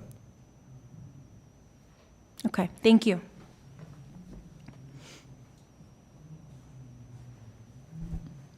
Yes, my question is on the Franklin Demand Response Program that's on slide 28. So the speaker mentioned that 590 people signed up with their Ecobee thermostats, and I thought there was a couple of other brands. Does that mean no one has signed up on the other brands? And then also, for quite a while, they've been saying that there are 3 other companies that are coming online, but when I checked yesterday, they still weren't online. And when I tried to sign up, I don't have, my brand wasn't mentioned at all, but I just got an automated response that says I can't enroll because the program does not support my thermostat or because the enrollment site is not active, even though apparently the site's active. But so I was wondering if you had the other numbers. Sure. This is Herbert Garcia, PBC Marketing Manager. Yes. So the way we rolled out the program was that we looked at what was the market here, the largest share of thermostats in Glendale. And the largest share of thermostats in Glendale are Nest and Ecobee thermostats. And so that was our focus, to launch the program with those 2 thermostats. Now, our second phase right now is in this Q4 quarter to have the ability to have the Emerson Sensi thermostats and the Honeywell thermostats be part of the program as well. And then so that is the goal in the next couple of months, is to have the Honeywell and the Emerson be part of the program as well. Along with those, we also are looking into implementing the Energate thermostat and the Carrier thermostat.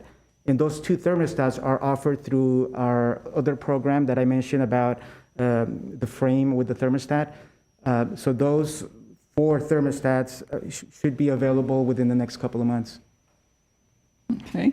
And will I automatically get an email back from Franklin when they come online? Correct. So okay. if you went through the website, they will send you a notification once the Honeywell or the Emerson thermostats come online.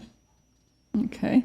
I had another question too. It mentioned it's referred to as a 4-year program. So what happens in 4 years? They stop supporting this, or we're supposed to renew with Franklin, or what does that 4-year time frame actually mean? They signed a 4-year contract with us. So at that time, we'd either have to get a new vendor or renew the contract if they're willing. I'm imagining they'd like to renew it with us. So far, it's been a success in its initial stages. And I will say that Franklin has been great to work with as a company. Thank you. Thank you. Any other commissioner comments or questions? Yes, Hike. I'll start with the low-income resident or the programs that you have. what percentage of the low-income customers do you think you're reaching for the program?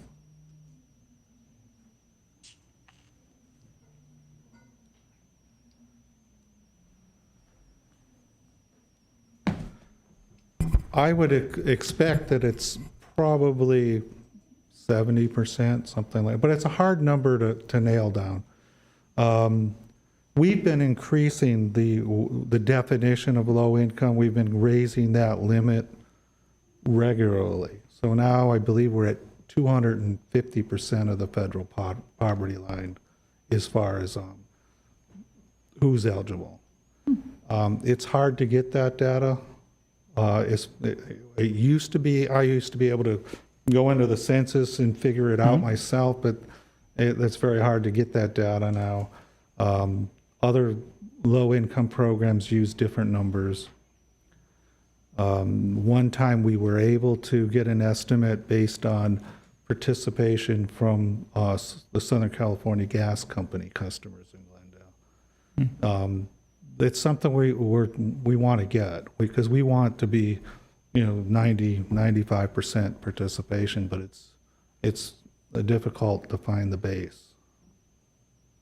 I believe we have how many do we have participating? Like 12,000? Yeah, about 12,000 a year. Okay. What do you think is the barrier? Obviously, if the goal is to get the 90-some percentile, what do you think is the barrier? Is language the barrier? We market the program in many languages. I don't know as far as the barrier. Okay. Perhaps, the outreach methods need to be... You have ideas on how to reach the populations? We're welcome to... We'd love to hear your ideas. One of the methods that I know IOUs use is to use the help of nonprofits and the community-based organizations in the area. I don't know if that's something Glendale Water and Power does or is planning on doing, but that's something that, they have the access to these organizations and the population that, they feel comfortable as opposed to going to the city or the Glendale Water and Power. So that would be my recommendation, CBOs and nonprofits in the area. Well, I'm quite familiar with, I worked for 6 years for community-based organizations for low-income weatherization in Pennsylvania back in the 90s. They are wonderful organizations. So. Okay. My next question is, the state's in the process of reforming NEM. You said that, although Glendale is not required to offer NEM, you are. Once the state tackles the NEM reform to make it more equitable, will Glendale Water and Power revisit what you offer today and adjust it accordingly, or is this something that you're going to stick with? I'll defer to the legal department on that one. Commissioner Cartunian, members of the commission, that's really a policy decision for council. The reason that we no longer legally have to offer it is because we've reached our cap. There's a cap in the law that you have to offer it until you have a certain percentage of your retail load. So we've reached that cap, which is great news. So far, we've thought, well, it's a great program, let's continue it. So we'll have to take a look at what the state's doing. I don't know if you're referring to the NEM 2.0. Okay, so that applies to investor-owned utilities, not to publicly owned utilities, unless there's another program, perhaps. But for now, but if we use that as a benchmark, the reason I ask, although I'm a fan of solar, the folks that get solar, especially residential, are predominantly those that can afford the upfront cost. And so if you live in certain neighborhoods in Glendale and you don't have the ability to foot that upfront cost, so the wealthier part of the community is basically getting subsidized by the folks that can't afford that solar panel. So I'm a fan of reforming the current formula to make it more equitable and leveling the playing field. And so, yes, it is a political decision for council, but I think once PUC is done with that process, it is incumbent on us to go to council and say, this is the current standard for IOUs, and it recommend to them what would make it more equitable for our market here. We have a micro market in Glendale. So that would be my recommendation. Thank you for that. And I think that is important. And I think it's often the case with a lot of things. A lot of times municipal owned utilities like to say, we're not an IOU. We're not subject to CPUC rules, but the practical matter is a lot of times that stuff does flow over and it becomes an industry standard. So I'm sure we'll be looking very closely at that. Well, please look into that. Once the process is finalized, I'm going to guess it's going to be next year. My recommendation is to go to council and say, this is what happened on the statewide, on the PUC level. Whether they adopt it or not, it's completely a political decision. My next question is... Hi, can I jump in just on that note real quick? I know the city is a part of the League of Cities. There's lobbying that goes on with the state. I'm wondering if on this particular item, the commission can be briefed or consulted upon if those kind of decisions are made before they're made. So I don't know if that's a formal request that we're making or not, but it'd be nice to be aware of what the city is potentially lobbying for at the state level, at least. There is an NEM reform coalition that we can invite so that they can give us their perspective, if that's something that the commission is interested in. But the League of Cities has not taken a position on this. It is a political decision, but maybe the city can recommend. But there is a coalition that we can invite, and they can present to us what their perspective is, why they think. I guess what I'm saying is the city does lobby the state. They don't have jurisdiction over state issues, though they express their opinions all the time, and resolutions are passed stating a preference or a policy recommendation. So I'd like us to be involved in that to whatever extent possible is what I'm trying to say. I'll take that down. Thank you. My next question is, given that we recently got a presentation on building electrification, and that's generally the direction that the state's going in the future, does Glendale offer or will Glendale be offering rebates for heat pumps, water heaters, and ACs? Is that something being considered?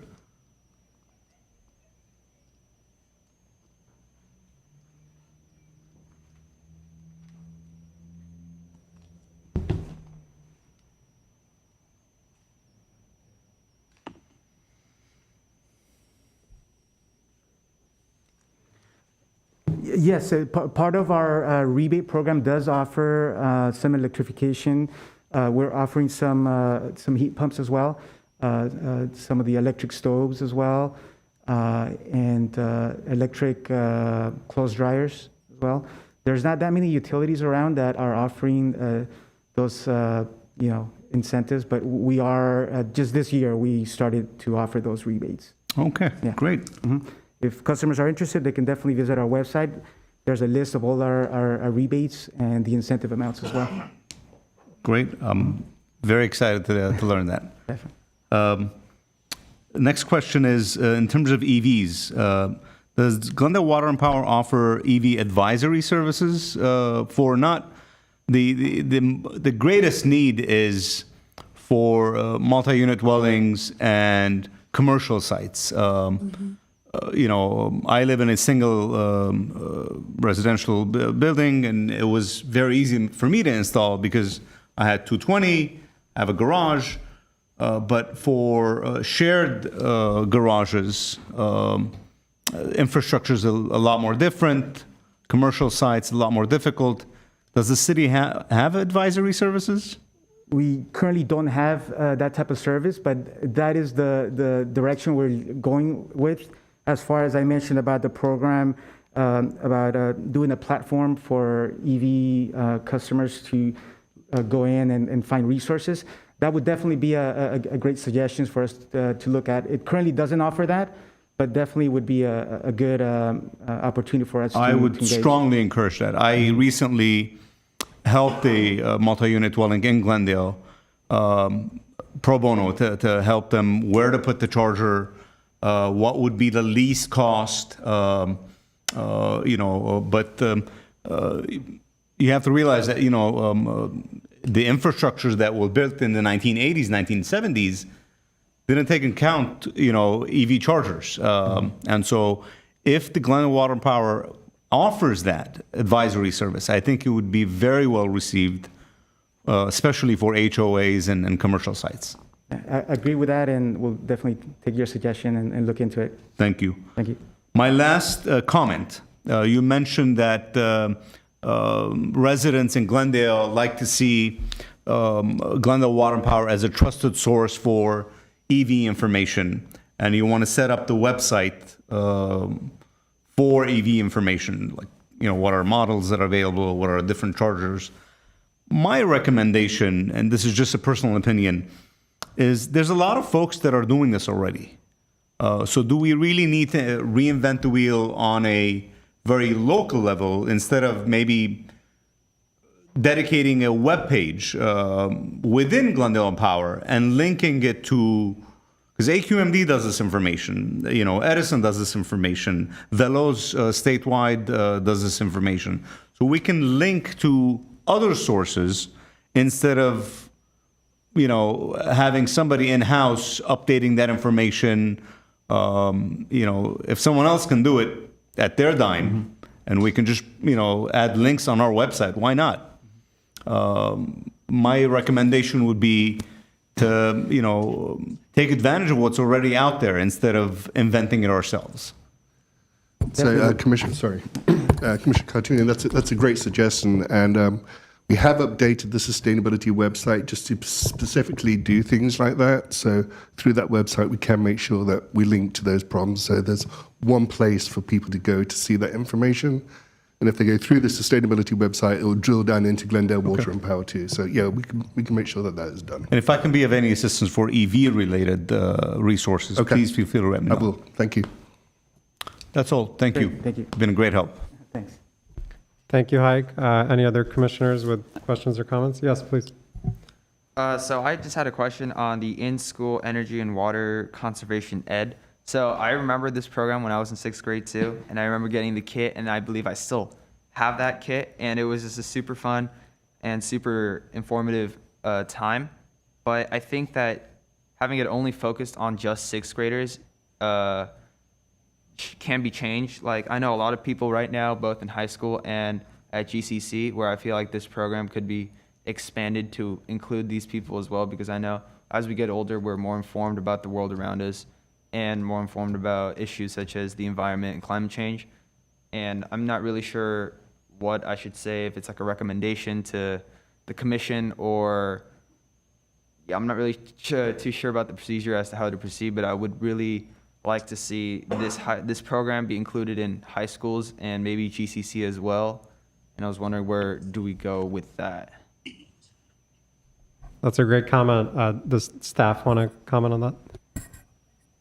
I was just going to advise that, since this is brought as a report, it's not really a formal advice, but definitely, I think that's a great suggestion. I don't know if GWP staff wanted to comment on that, but I think that's really valuable. That's programs offered through a consultant. Yeah.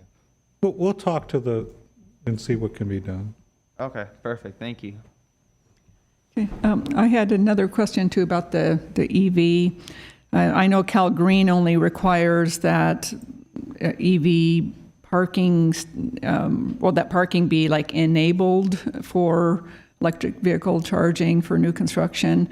So is the city of Glendale planning anything to mandate that they provide a certain percentage of parking spaces for electric vehicles, but also charging stations? So, Commissioner, Vice Chairperson Werner, that's a great question. So, as part of the report we're going to bring to the Commission on November 4th, in that report, we're going to recommend potentially that we hire a consultant to look at that very question, is how developing an EV charging structure, and specifically within multifamily developments and going forward. So. Okay, thank you. I know they get lead points for it, so that's a good place to start. As a lead green associate, I could help you with that piece of it, just sort of like how, what the expectations are for that part of it. So, thank you. Great. Do we have any other questions or comments? One comment, please, for David. David, to piggyback on what Rondi said, maybe a future action item maybe for us to do would be to come up with a set of recommendations that we can send to council to make it easier for EV adoption, whether it's permitting, whether it's exemptions for the minimum parking.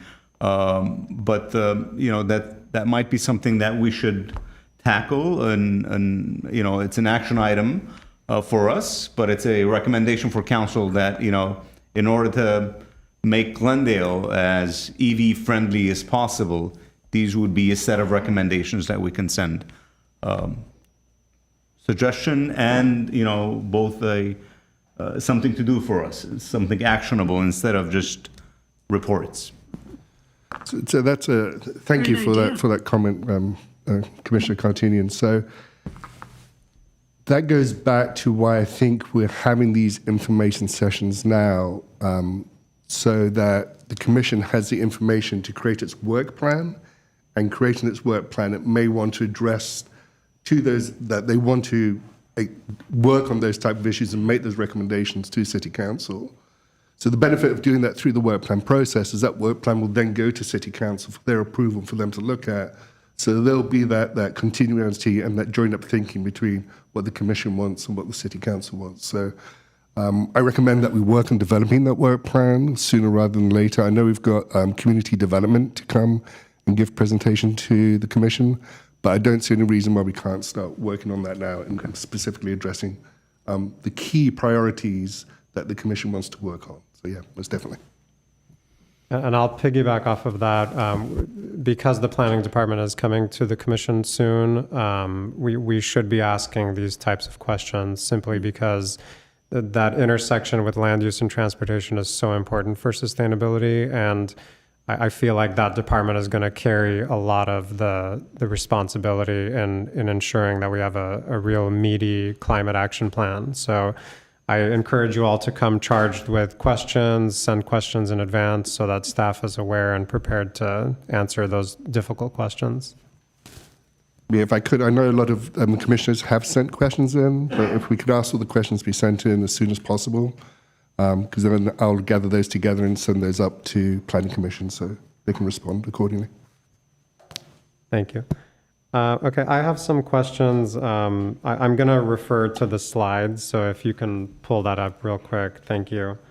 The first question I had was about slide 3 and 4. I know there was this, we had learned about the low-income programs. Let's see, what was I thinking here? Yeah, so, and if you can go to slide 4 real quick. Yeah, the 46 million that we had talked about and the various programs that funds. I am curious. The 12,000 megawatts. I'm curious what the breakdown of these savings are per program. Is there a way to get that information? I'm mostly curious, like how much money are we spending and how much savings in energy are we getting from each program? Is that easily attained or available? Yeah, we should be able to get that. Now, that 46 million is since like 2000. So there's a number of programs that have come and gone. Okay. That period. The energy savings, our current programs, we showed the TRC test, so you could see the cost effectiveness. Sure. Now, I did go back and calculate the TRC for previous programs. I don't know if it's, I'm looking over here. I don't think I had the TRC for the total program since inception, but I have that number too, so. Okay. Thank you. I was just curious about how this all broke down. And then I had a question about slide 5. I think this was about,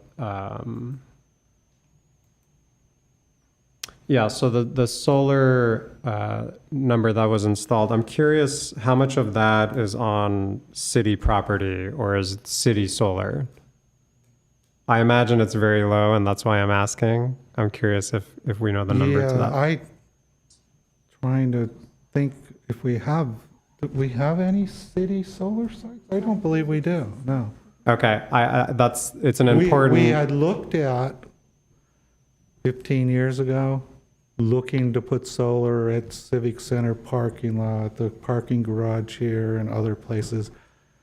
That never panned out. Part of with the parking garage, I think at the time it was going to be $1 million or $2 million to build some steel structure around it, so because of the earthquake damage, and so nothing happened with that. But now Chief AGM Scores is going to get us some city solar real soon.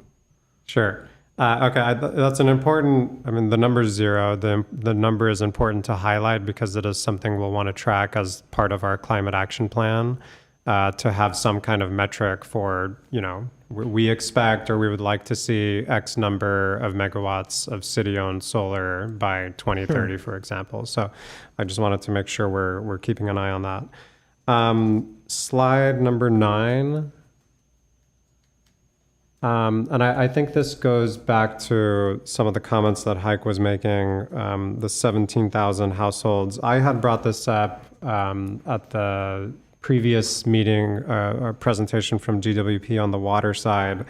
I am curious about that 17,000 number and how that's broken down versus with multifamily versus single family.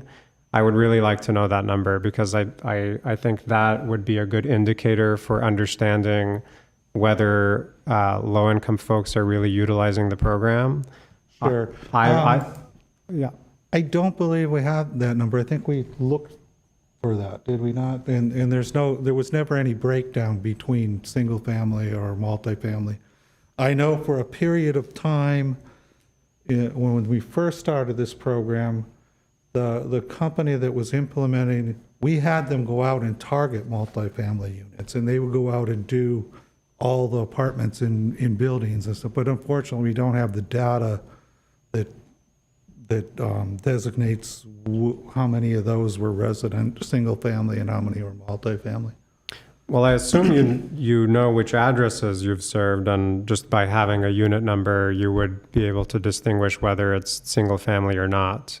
If we still have the data from 2002, 3, 4, 5, whatever data you have, you can look at the last 5 years. Yeah. It doesn't have to be from start, but it would be interesting to see what that percentage is. And ideally, if we're talking about equity as a main focus of the climate action plan, we would see an increase in the number of participants in multifamily. Presumably, those are the ones that are renters, presumably, or more of them are than in single family. Presumably, they're more low income than not. Sure. So that was like the focus of our refrigerator exchange. We gave the free refrigerators to low-income families, and recognizing that air conditioning is an issue for low income, we essentially would give free room air conditioners to apartment building owners in order so the tenants could have functioning air conditioning and lower energy bills. So we've had a number of programs specifically targeting low income on the energy efficiency side. But we'll see what we can find out as far as this. Yeah, I'd really like to know that number, and I'm curious what you find. Part of that equity is, if you're living in an apartment, you don't necessarily feel like investing and buying the light bulbs or the air conditioner, and the landlord's not willing to do it. Or the the tree power program, for example, I wonder, are multifamily buildings eligible for that program? This feeds into a larger I'm equity. being told yes. Okay, good. Part of the outreach that I'm curious about, that Heike had mentioned earlier as well, is I am curious about whether or not we can put in resources towards the real door-to-door outreach, so that you can literally knock on somebody's door, open your jacket and say, these are all the suite of things that we have available to you. Can we come in and change your light bulb right now? Versus having to open your utility bill, happening to read the brochure that's in it, calling the number, making an appointment. There are lots of natural barriers to the traditional ways of outreach, and I'm curious if we could do the more door knocking. And you can hit, buildings with a large number of apartment units. You can figure out ways to make that program efficient. I'd be really interested in that, again, from an equity perspective.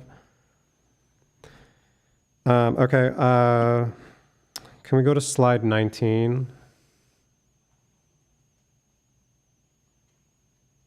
So is this electric vehicle charger rebate, is this a new program or has it been existing? I believe we've had a program. This is expanded, though, is it not? Or this is, yes, we've had this program for a couple of years. Okay, have we had any takers? I haven't yeah. seen any in commercial areas. Maybe it's multifamilies and we just don't see it. Do you have participation numbers? Sure. Yeah, this program has been going on for a couple of years already. On our commercial, it used to be a lower number. I believe we started with like 1,000. I can't recall the exact number, but it was a lower amount. We weren't seeing people participating in the multifamily or commercial, and so we slowly been increasing it. This year, like I said, it's the biggest that we've had. I mean, it's 3,000. And if they're in a disadvantaged community, we give them double that amount, 6,000. Most of Glendale, based on the tool that's used to define what's a disadvantaged community, majority of Glendale falls within a disadvantaged community. So only maybe in the areas of the foothills, I guess Montrose, La Crescenta area businesses probably would not be categorized as disadvantaged. But yes. It's 3,000. It's we're trying to encourage people to participate in the program. Great, thank you. Slide 23, please. I've seen this. I haven't physically seen it. I've heard about it. I think it's really cool. This concept that doesn't require any permitting. It doesn't require you to do anything to the space. You literally just pop it into a parking spot. I would love to see this in Glendale. I think if you're looking for suggestions, I think the parking lot behind Porto's would be a great place for a lot of residents to see something like this in action. There's so much turnover at that parking lot that you would get a lot of eyes to see this. So if you're looking for a spot, that'd be a great space. And there isn't much tree canopy coverage. You'd probably be able to get enough sun to charge that battery. And then 25, please. This is about the EV chargers. I like that the number is growing, but to be really honest with you, that number is very, very low. So we're really pushing for electric cars, and yet we only have 47 for 21, 22. I did see a news clip, I think it was Spectrum or somewhere else, but the city of Burbank had a target of, I think it was 500 chargers by 2030. Even that's not enough, but they do have some goal that they're working towards. And again, this can be folded into the climate action plan, but I would love to see for that number, particularly because we're talking about publicly accessible charging stations.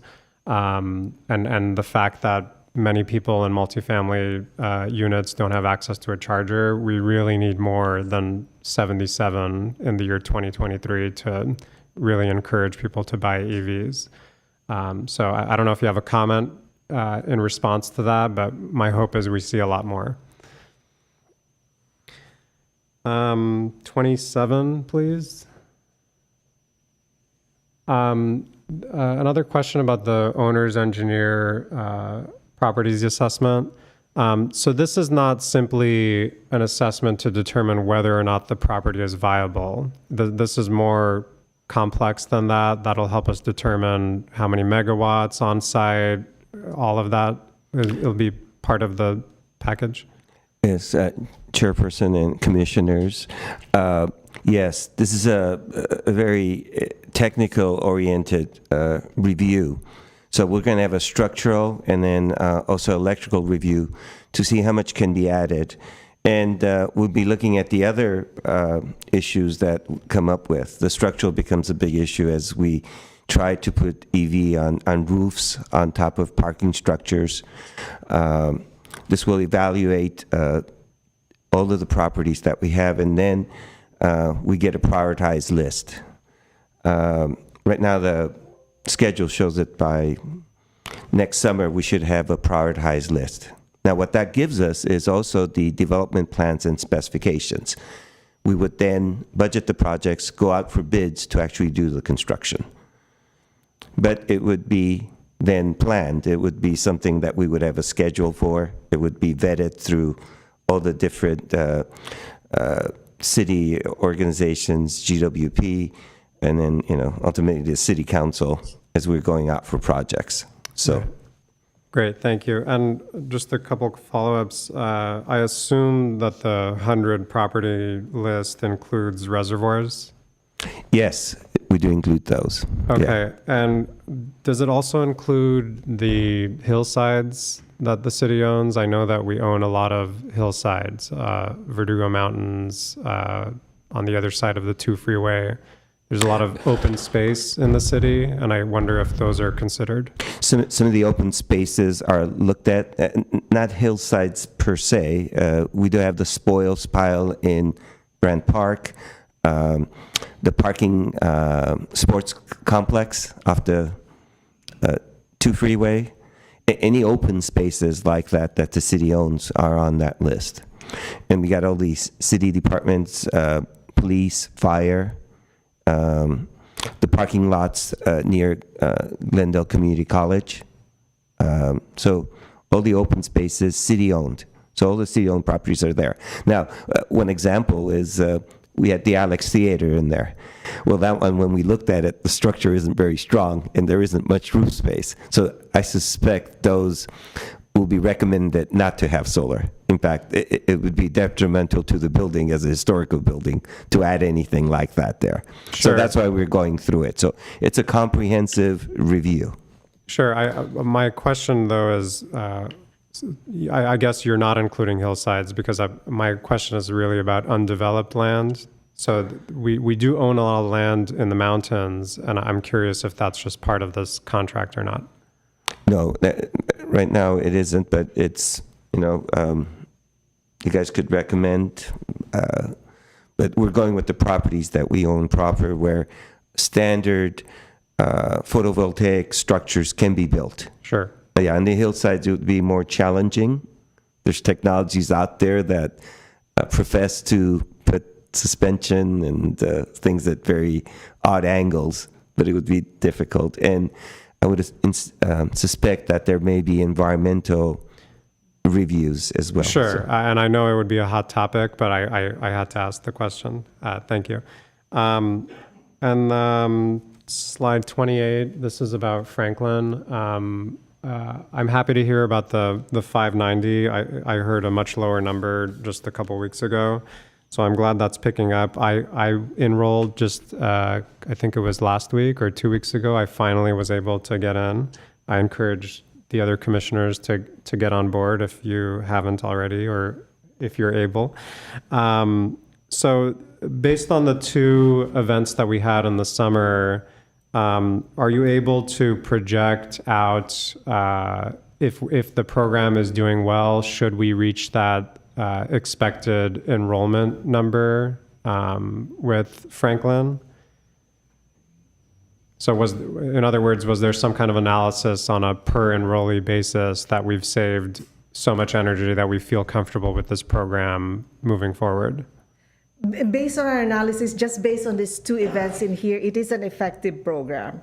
We've identified that one, and we do have some guarantees in place that they will assure us that we would get those target megawatts that they were telling us. Yeah, and I know that that guarantee is in place, but I'm curious if, and I know that it's doing well, but will we reach the target just based on the limited data that we have so far? It's hard to tell at this point. The September 10 event that we had about like 70% participation. We, we sent those messages. We are anticipating that everyone would join, but we only got about like 70% participation on that. Okay. Like I said, it's hard to do that analysis on those two events. Sure. Okay, thank you. And then I think my last question is 30. So the virtual power plan, I know it was mentioned verbally that folks that are participating would get $15 a month as a discount. Is that for single family and multifamily? It only applies for single family homes. Okay, so if an HOA decided to participate in the program as a multifamily building, they would only get the $15 or they would get nothing? If it's the HOA, which is it falls under the multifamily homes. Right, so they're getting, a multifamily property, their benefit would be that they would have power in an outage for their common spaces. No one's going to get stuck in an elevator, ideally. All those sorts of things would be something they could protect against. But the $15 would go to the customer. So when you're signing up a multifamily, to your point, the individual units, it's really the decision of the building owner or the HOA. So. Could I add something? Hold on a second. So if an HOA has its own electric bill. So the HOA is a customer. So if the HOA decides to sign up, the only benefit that they're getting is that they would have access to backup power? Correct. So why is there not that financial incentive for the HOA to participate in the program? This is the program that Sunrun proposed to us, and that they're willing to guarantee that they can sign up the customers. So we're really relying on their expertise in this field. They certainly know much more than we do about this, that they felt it could be successful. I mean, I'm just curious about that because you would think the multifamily rooftops give you more access to power, and therefore there would be a bigger or some kind of financial incentive to participate. I'm a member of my HOA and I would love to pitch this program, but there's no way that my HOA members would agree to it if there's no financial incentive. So I don't know if that's a note to Sunrun or that's something to discuss internally to lobby them to reconsider this agreement, but that's something that I think is an issue, frankly. Noted. That we're talking specifically about incentives that are city funded. So I don't know on the Sunrun side what, if anything, might be on offer. Oh, interesting. So you're saying there is an opportunity to create a financial incentive for multifamily signups?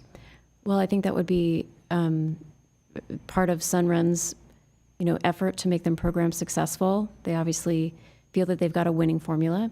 So we're just speaking to what is on the city side of it to make it happen. I see.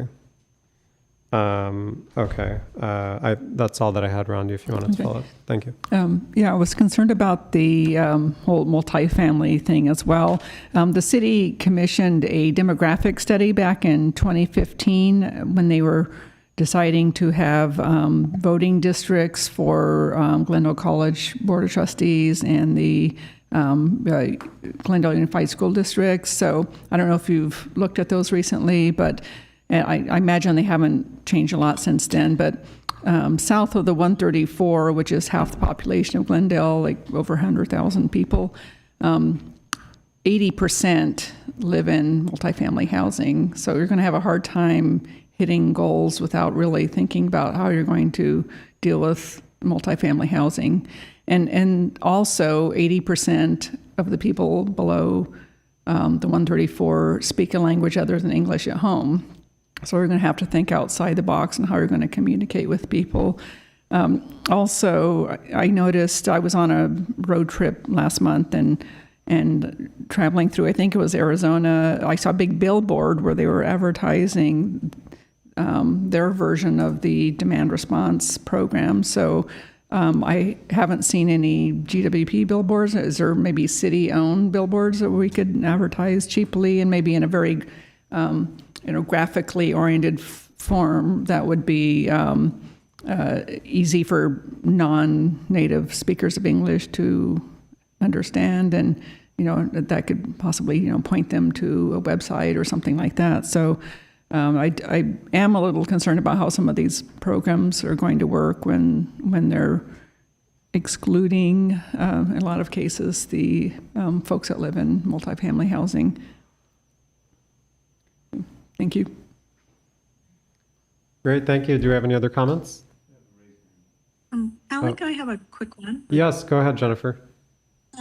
At least for recycling solid waste prevention, it's proven highly effective to provide information to children, school children, who take it home to their parents. So I see GWP has curriculum-based materials. Possibly they could do inserts so they could remain, evergreen. They don't get out of date as far as energy efficiency, demand response, the entire array of programs, with the idea that the children carry that information home. Thanks. Thank you, Jennifer. I think that's all that we have here. So thank you very much to GWP for attending. We appreciate your time. Well, thank you. Yes, thank you. It's great. Thank you so much. All right, let's move on to the next item, please. Next item on the agenda, 5C, legacy trees.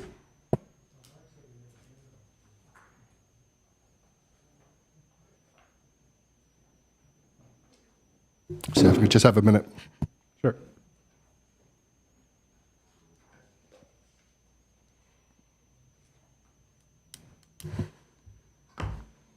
Chairperson Buttress, Vice Chairperson Werner, and the Sustainability Commission. So, first of all, I have to apologize.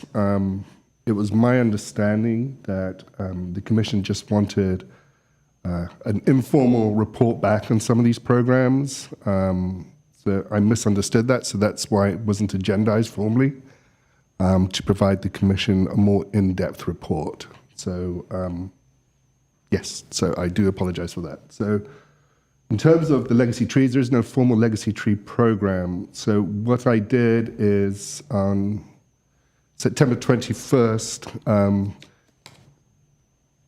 Public Works provided a report to City Council regarding our tree program and tree canopy program. So the report that was presented as part of the agenda is that report from City Council. So I cannot answer too many questions to this report, but if the Commission does have specific questions, I will take those questions and I'll reach back out to staff internally and get responses to those questions. I have some comments, if I may. So I watched the City Council meeting since it looked like there was a lot of information missing from the report, and I wanted to know what was going on. So there was a very informative PowerPoint that was given by a member of staff, and that was not included in the report. So I think this should come back with that report attached to it, because it also had the Exhibit 1 in there, which was the map of Glendale showing the, I guess, tree parity, if you will, where which areas of the city are scarce, when it comes to trees. So apparently the goal is to have a 25% tree canopy, and right now the city overall is at 20%, but many areas, mostly in South Glendale, are far below that. And let's see, also, they referred to the designated street tree list. I was wondering if staff could tell us when that was last updated. Horticulturists are constantly coming up with new hybrids that are more sturdy under different environments and so on. I just wonder, are we keeping up with that, or has that list not changed in decades? And let's see, what else? Also on the overall funding of it, there's a lot of figures in there about how it costs $390 a tree to replace a tree that has been lost. The report also mentioned that we're losing well over 600 trees per year, and yet historically we've only been adding 300 in, so that's a net loss. Clearly, we're not doing enough to protect trees if we're losing twice as many as we're planting. And I know there's a plan to increase the number of trees to 750, but it just seems logical to try to protect more trees to save the city money. And then also there's all the years it takes for a tree to get to the size of the one that was just removed. And I know that staff recommended to council not to add any trees to the protected species list, though other cities do have more than what we do. We really only have oak, sycamore, and bay, and that's it. And there's other, like deodars are protected in Pasadena, for example. So I think, I don't know how this would work, but I don't think just having this report is enough. I don't know if we could put together a committee, an ad hoc committee or something that looks at this and makes a recommendation to council, or do we have to be invited by council to do a recommendation, like how that actually works? Yeah, that's a very good question. So a report is going back to council. Council have not, at this point, asked staff to send it to the Sustainability Committee to make a recommendation. So that would have to be done through council in order for you to participate in that. I think we could probably send your comments up to staff over in Public Works regarding your thoughts, but as of this time, council has not asked this commission to make any recommendations on this area. Well, hold on. That doesn't have to happen. We could ask staff to come to us, and we can make a recommendation to council, whether or not council asks for that recommendation. Is that right? Correct. Okay, if it's within the scope of the Sustainability Commission, you can do so. Yeah, so to Randy's point, I would like to suggest, or I don't know if this is the formal suggestion, that this come to the Sustainability Commission so that we give council an informed recommendation, whether or not they're explicitly asking for it. Okay, so you're asking for this item to be agendized at a future Sustainability Commission meeting? Yeah, I mean, I guess I remember listening to part of the presentation. I don't remember the outcome of that agenda item. So it's supposed to come back to council again. They needed to collect more information on the financial piece of it or something. So there is opportunity. It's not a done deal yet, in other words. Yeah. So if that's the case, I would respectfully ask staff to agendize this for a Sustainability Commission meeting. Second. In order for us to advise council on what to do with that item. Right. And I understand. And so we'd have to work with staff at Public Works to identify when they could possibly do that too. So I will do that, and I'll get back to you as when a possible agenda date for this item. Yeah, that'd be great. Thank you. Sorry to interrupt, Randy, if you had more to say. Oh, no problem. No, thank you for jumping in, because it was a little frustrating.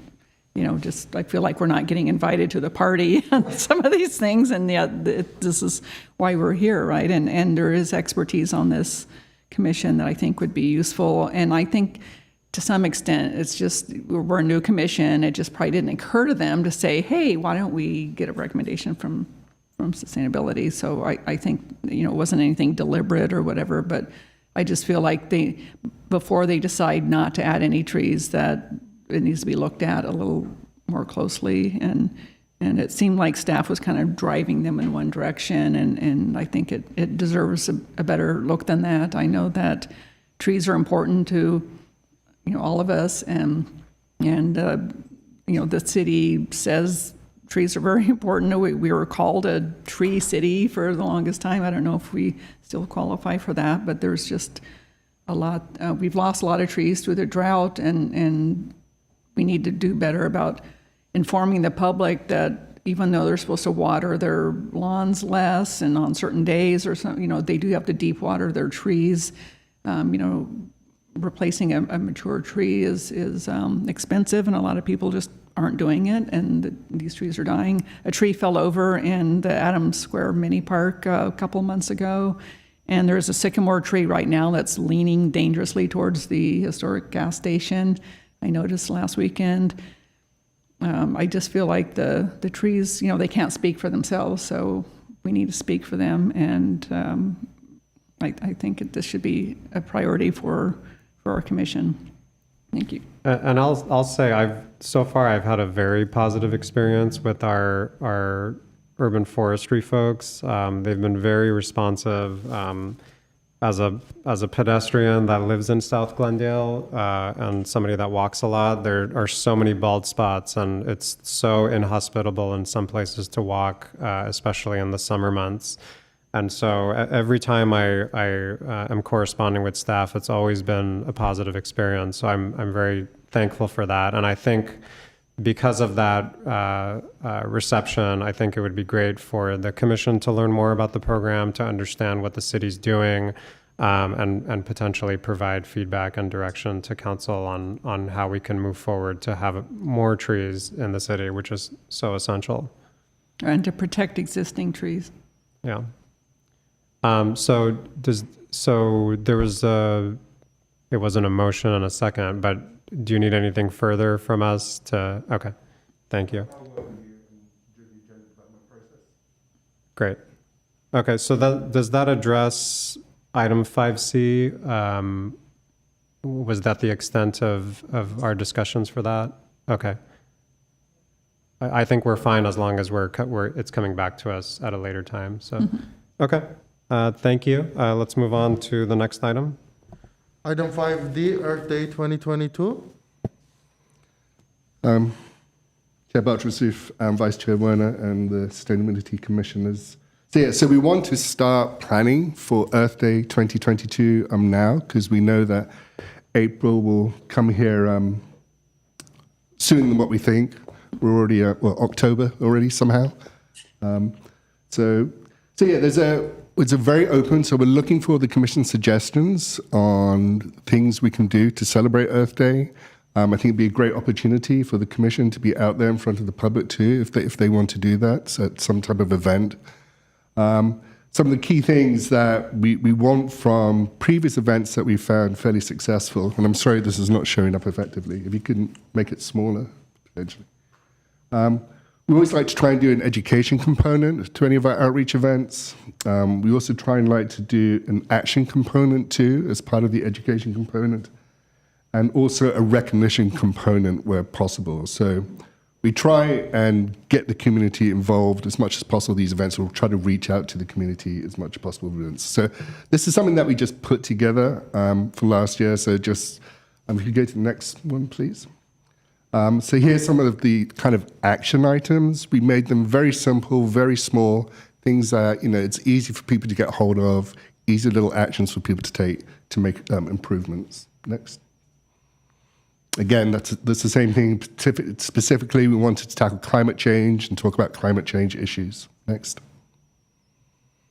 And then timely, again, this was done a lot last year, so wear a reusable mask. We don't know what's going to happen on Earth Day, but whatever we do, we want to make it timely and effective so the public can grab hold of it and grab onto it. And then, again, the action item, we want people to get involved through what possible ways there are for them to get involved and to participate, because that's what we're looking to try and do, get as much participation as possible. So we're here to listen to your ideas, to work with you on ideas for Earth Day 2022. I think it's beneficial to try and have a plan by December, January of what we want to do so we can go out and do get the necessary printing or whatever we're going to do. That will give us time to make sure that when it comes to April, we can do something nice, do something splashy, and do something that shows the work, what the Commission's done, show the work of what different departments from the city have done, and maybe show the work of what the Sustainability Office has done too. So, yeah, we're looking forward to working with you on this. Is there a budget for this? I can find out, but no, not as of yet. Okay. I was just kind of going through some ideas. I used to work in sustainability at Disney way early on and participate in a lot of environmentality fairs, as they called them. And so I was just thinking of some of the things that we've done there, but none of them are free. I was thinking also, for example, like, could we get T-shirts that say Sustainability Commissioner or something like that, just to identify ourselves, when we're going to these kinds of things. That was one, but people like games and prizes and things. So I was looking at the list of all the little tips. It was a couple of slides back. They almost look like little fortune cookie slips, like turn off the tap when brushing your teeth. It's like you can hand people a fortune cookie and it says that instead of a fortune. But I thought, well, that's not very, very fun. But maybe if it was a game where people could answer a question right or something, and then they get a prize back, and that these could be some of those things, or just little trivia things that could be made out of little factoids, like how many gallons a day would you save if you turned off the tap while you're brushing your teeth? Is it 1, 2, 3, that kind of thing. So I'm happy to put together something like that. Yeah, absolutely. We do want to gamify it as much as possible to get that engagement, to get people to feel rewarded, for engaging. And you already have some of those cool little, squishy garbage trucks and things like that to give out as prizes too. So you probably wouldn't have to get as many as you think you might, but yeah, I'm happy. This kind of thing is, you're laughing at me, but. I was about to say, they better not be anything that's made of plastic. I was going to say no plastics. I bet we all have just a multitude of suggestions for this. So I would recommend maybe we have a separate meeting. One of the things I've been working on at LA is zero waste events, but I agree with Alec, no plastic tchotchkes, nothing that can't be recycled in Glendale. But I think, and I agree with Rhonda entirely about quizzes. I've done that at several events. I think you should have to earn a gift, but I think all the gifts we give out should be practical in that they facilitate zero waste. So those could be reusable, durable water bottles, compost bins, worm bins, there's a range of things, but we have to ensure that we walk the talk.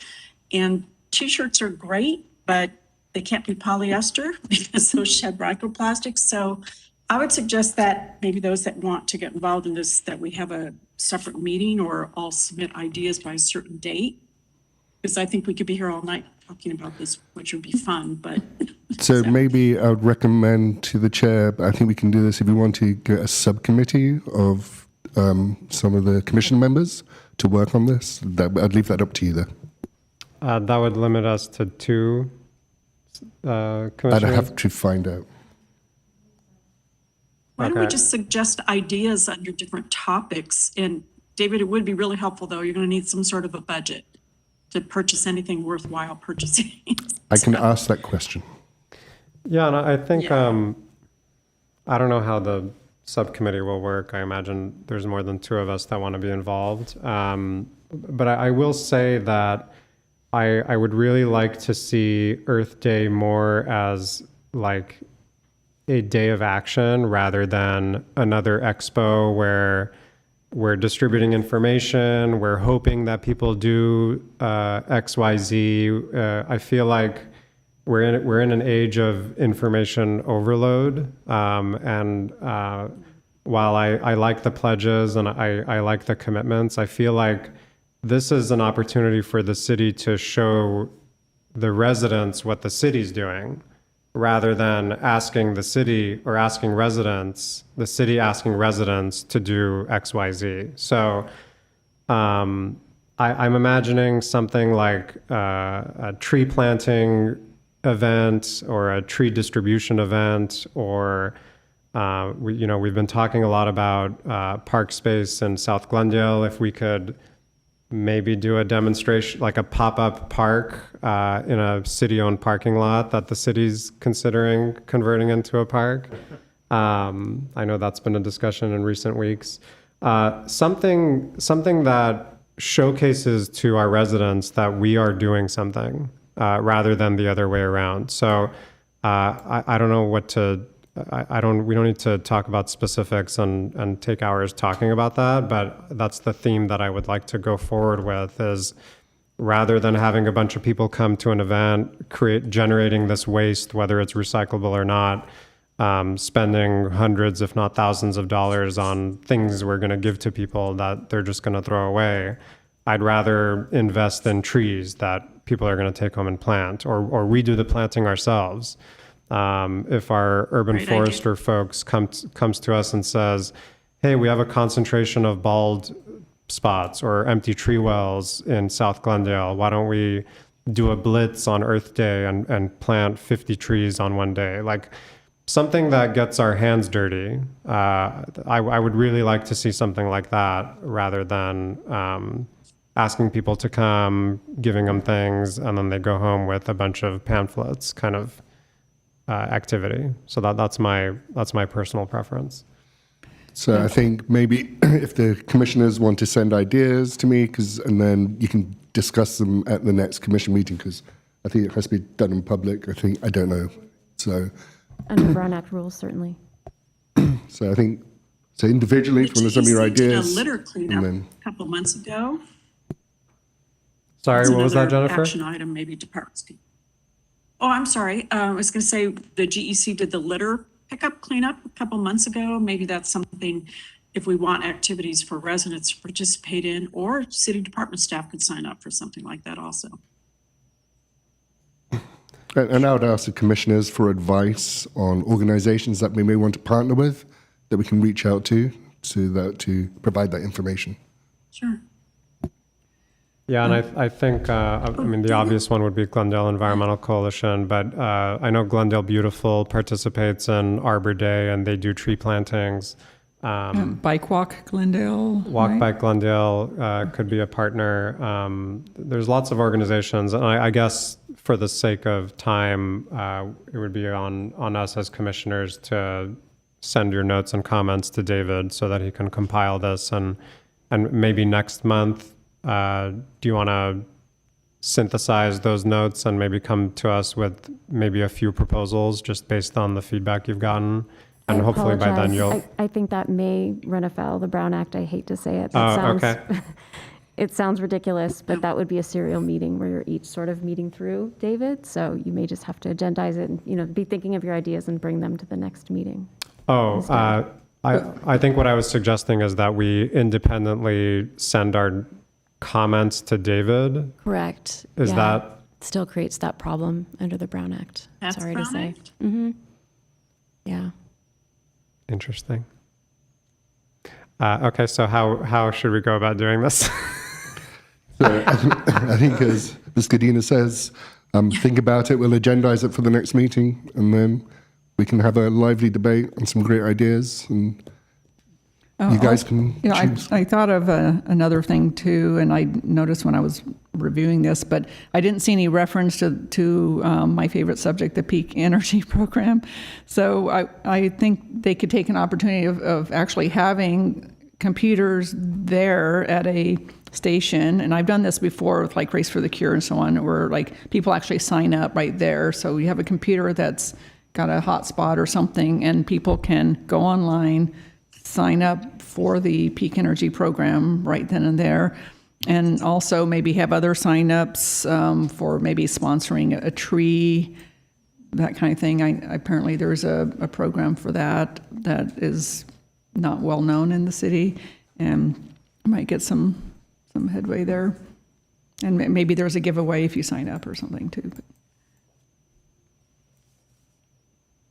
David, what's the actual date of the event? Were you thinking Friday this year, the 22nd this year is on a Friday?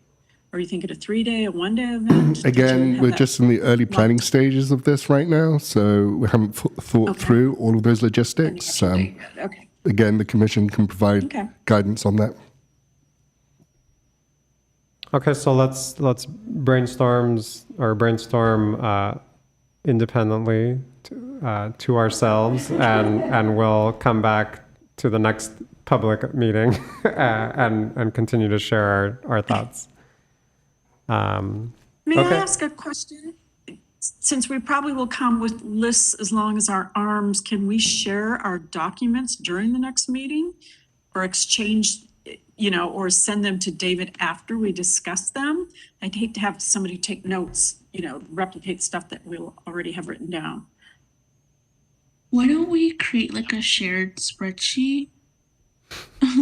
Is that an option? That way everybody has access to the links and things. Yeah, I'm so sorry that these rules are so strict as far as Brown Act. The whole idea is that the community gets to weigh in and be a participant in the deliberations. And so that would, in fact, be even worse because then you're collaborating outside of a public meeting. As silly as it sounds, I think probably the best is to bring your lists and discuss it at the meeting next time. Oh, could we do the subcommittee thing so at least two people can be working on this? Unless you create an ad hoc committee. Correct. Yeah. I think we should I have don't it ad want- hoc so but at I least think all of something it's moves on forward and we're not just Yeah. brainstorming them, ourselves. Okay, so there's a suggestion to create an ad hoc. I am personally interested. Who else is personally interested? So am I. This is what I do all day. I knew this was going to happen. That's gonna be an issue. I'm happy to defer to, either of you, but I'm just saying I'm interested, but, others want to take that on, feel free. I got to do the student selection committee, so you guys get to do something. Oh, that is true. Okay, I was conflicted, but now you've sold me. Okay, so It's a trade-off, Rondi. There you go. is that okay with the other commissioners?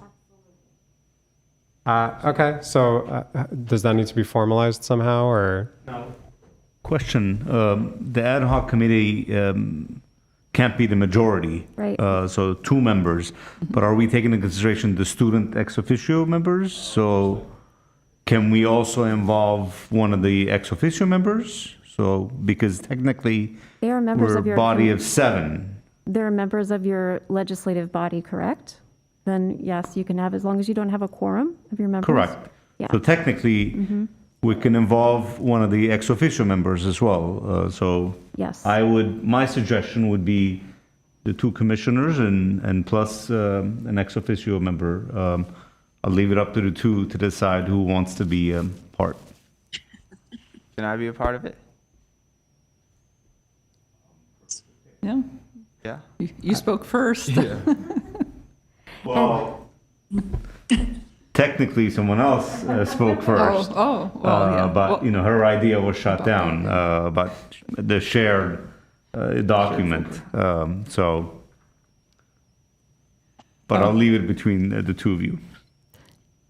Yeah, I would suggest to answer, Mr. Chair, your question, let's just do a quick motion. If someone wants to move and you second it, and then you can take your vote. Sorry to formalize this so much. No, that's okay. I just don't know if have we determined the 3rd member? I don't. Well, we don't know if Andrea even wants to do it. Andrea, were you interested in serving Sure, on that, I'm or interested. I actually have a few ideas. So sure. you have to think of a number between 1 and 10? We need to keep you really busy. I don't know what to say. Okay. Can we have a rotating 3rd member? Wait, heads or This tails? is Wait, Libby, I think I got a stymieing. coin here somewhere. Okay. I think, let's see if I can find a coin. Who has coins anymore? But Well, what about this? Would it work if we all come, okay, we've got this ad hoc committee on paper, but we can all discuss it next week. Can't we all bring our ideas? And then Well, what about planning? Is planning a different type of collaboration? Once we've decided on which items we think David should implement at Earth Day, can we have a planning committee? Is that to actually implement? Is that still bound by Brown Act once we've decided what measures we would support? Correct. Hope that makes some sense. I think this would be strictly an exercise to for the Sustainability Commission to move forward with a recommendation to staff on what Earth Day should be. I don't know if we would be necessarily involved in, I mean, I'm hoping that we'll all be involved in planning and making sure the event is a success. Sure. But as far as the ad hoc committee would go, it would really to come back to the commission with some concrete ideas on what Earth Day should look like. I give you a quarter so you can do a heads or tails. Oh my gosh, I'm gonna do it? I think you as vice chair should take on some responsibility. You're gonna delegate? Yeah, I'd like to ask you to do it. You guys flipping a coin? Yeah, so who wants heads or tails, and then we'll figure out which of you. It's a very scientific method. Well, technically. I'll take heads. Oh, you'll take heads? Yeah. Okay. Andrea, you're taking tails? So whoever speaks first gets to do it. Okay. So I'm gonna. This is to decide which student? I couldn't hear. Okay, it's tails. All right. It's tails. Congratulations, Andrea. Okay. You have Yeah, 50% so chance. who wants to make the motion to create the ad hoc committee? I move to create an ad hoc committee to work on the Earth Day events for next year. I'll second it. Great. Are we doing a formal roll call as well? Okay, let's do a roll call. Commissioner Kartunian, Yes. Commissioner Khanjan, Yes. Commissioner Pinkerton, Yes. Vice Chair Werner, Yes. Chair Bartusov, Yes. ex officio Gang, Yes. ex officio Prado. Yes. All right, thank you. So I guess the ad hoc committee will be meeting very soon, and we'll be able to come back next month with some ideas for the commission to consider. And I think in the meantime, hopefully, David, you can work on your end to determine if there's some kind of budget to work with or any other constraints that the commission should be aware of would be helpful to move forward with the recommendation. We can outline the constraints. No, I'm joking. Okay, great. Let's move on to the next item. Next item on the agenda, 5E, car sharing Blue LA.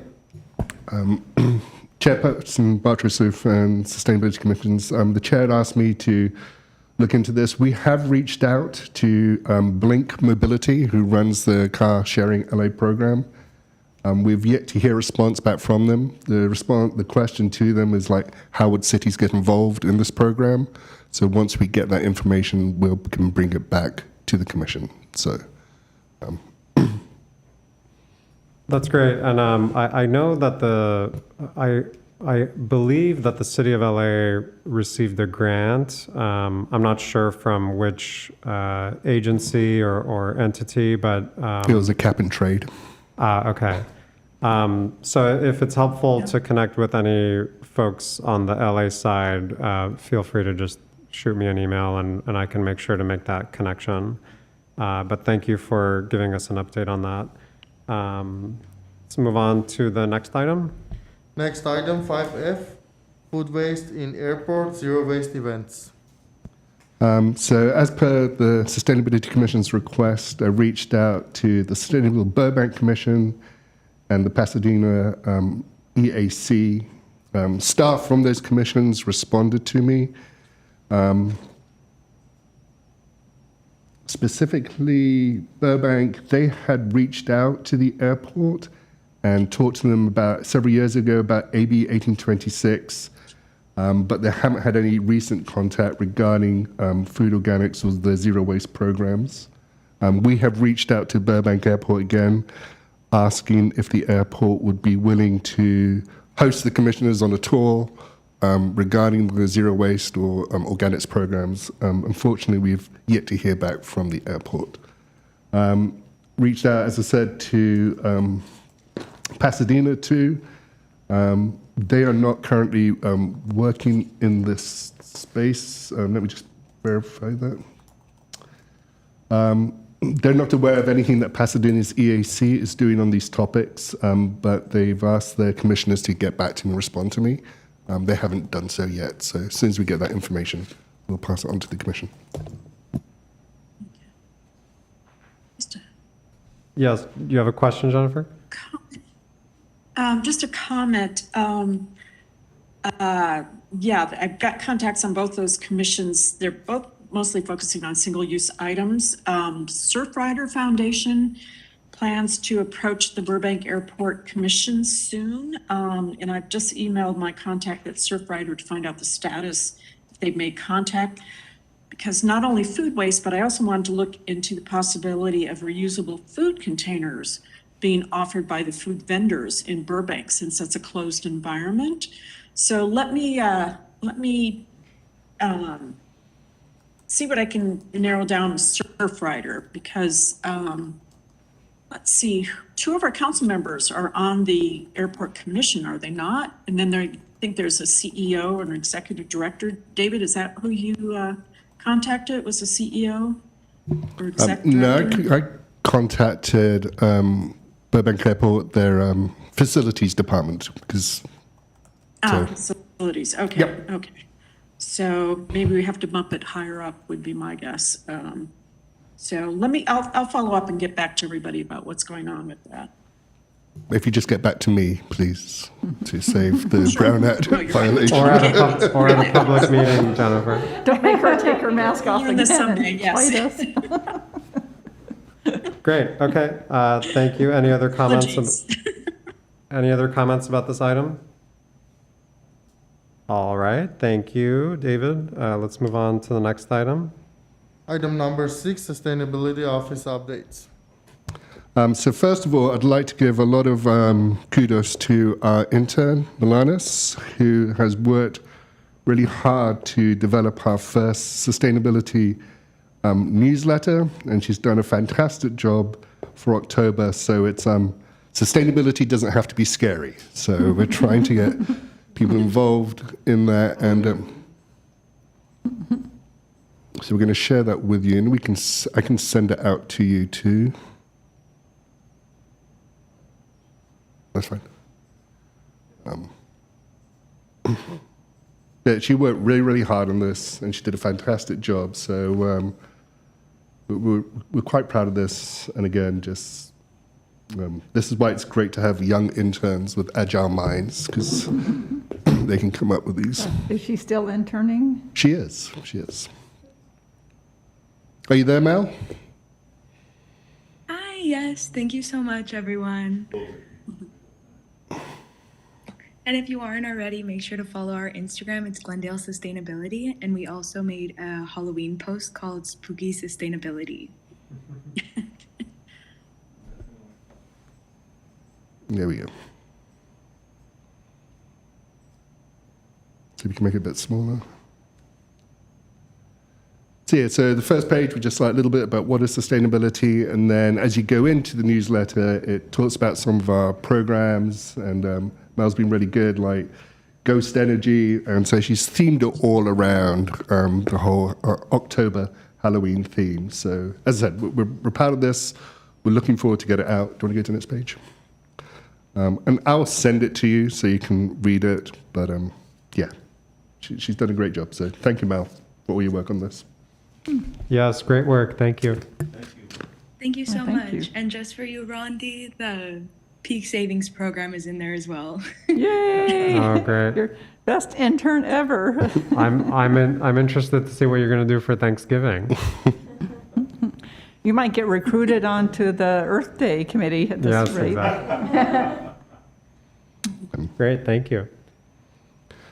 So just a couple of other updates from the Sustainability Office. We're going to the City Council on October 19th regarding the EPP after getting feedback from the Commission about that. So that report has been submitted. On November 19th, we're doing a tabling event at the big felines of the foothills. So that'll be fun to be out there. Mel Morales is working with Community and Services and Parks. I'm trying to put together like a 4-month cycle of different events that we can do to get out there in front of the public and everything. So we should have something on that coming back soon. Talking about the schools, we're very much looking to reach out to GUSD and GCC this month to make connections with them and start talking about sustainability, potential collaborations, and looking forward to starting those conversations. We're going to be coming back to this commission on November 4th regarding building electrification and offering recommendations for that program going forward. And as discussed earlier, we're working on the CAP RFP, and then we hopefully have community development coming back either December or January to the commission. So that's an update from the Sustainability Office. I have a question, though. The wonderful newsletter we just saw, is that going to be a link from the main page, or will it cross-link also to like the city managers? I'll let Mel address and that kind of thing. talk about how she's going to distribute it. Okay. Hi, yes. So we wanted to publicize a link on the website, and it's not completely finalized yet. We'll have it done by the end of this week, and we can publish it on our website as well as sharing the link with everyone. So is it a standalone newsletter? So This is the beginning of a wonderful series. Okay. So going forward, so yes, so volume one, indeed. Great. So if there's items that the commission would like highlighted in future newsletters, please let us know. Can someone tweet about it or something too? Or All forms of social media can be kind of used. thing? Jennifer? Yes, just a quick question for David regarding the EPP. I think we talked about this, but you are aware, right, of the SB 1383 paper procurement and mulch procurement requirements, and also that munis should not be purchasing non-recyclable paper items. I just want to call that out. I think that's something important to address because that goes into effect January 1st. We are aware of that, and purchasing department is aware of that too, yes. Okay, great. Just an FYI, once I finish it, I'm working on a list of office supplies and other paper products for LA that we should not be purchasing because they're non-recyclable in our program. So once I finish that, or once my group finishes that, we can share that with you. Might make it a little easier to have a list of what not to buy. We'd appreciate that. Thank you. Thank you, Jennifer. Okay. Any other comments or questions before we move on to the next item?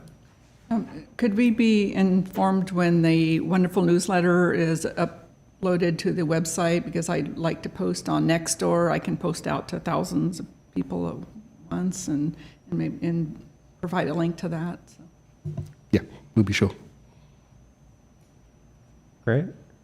All right. Thank you very much. Let's move on to the next item, please. Next item on the agenda is the adjournment.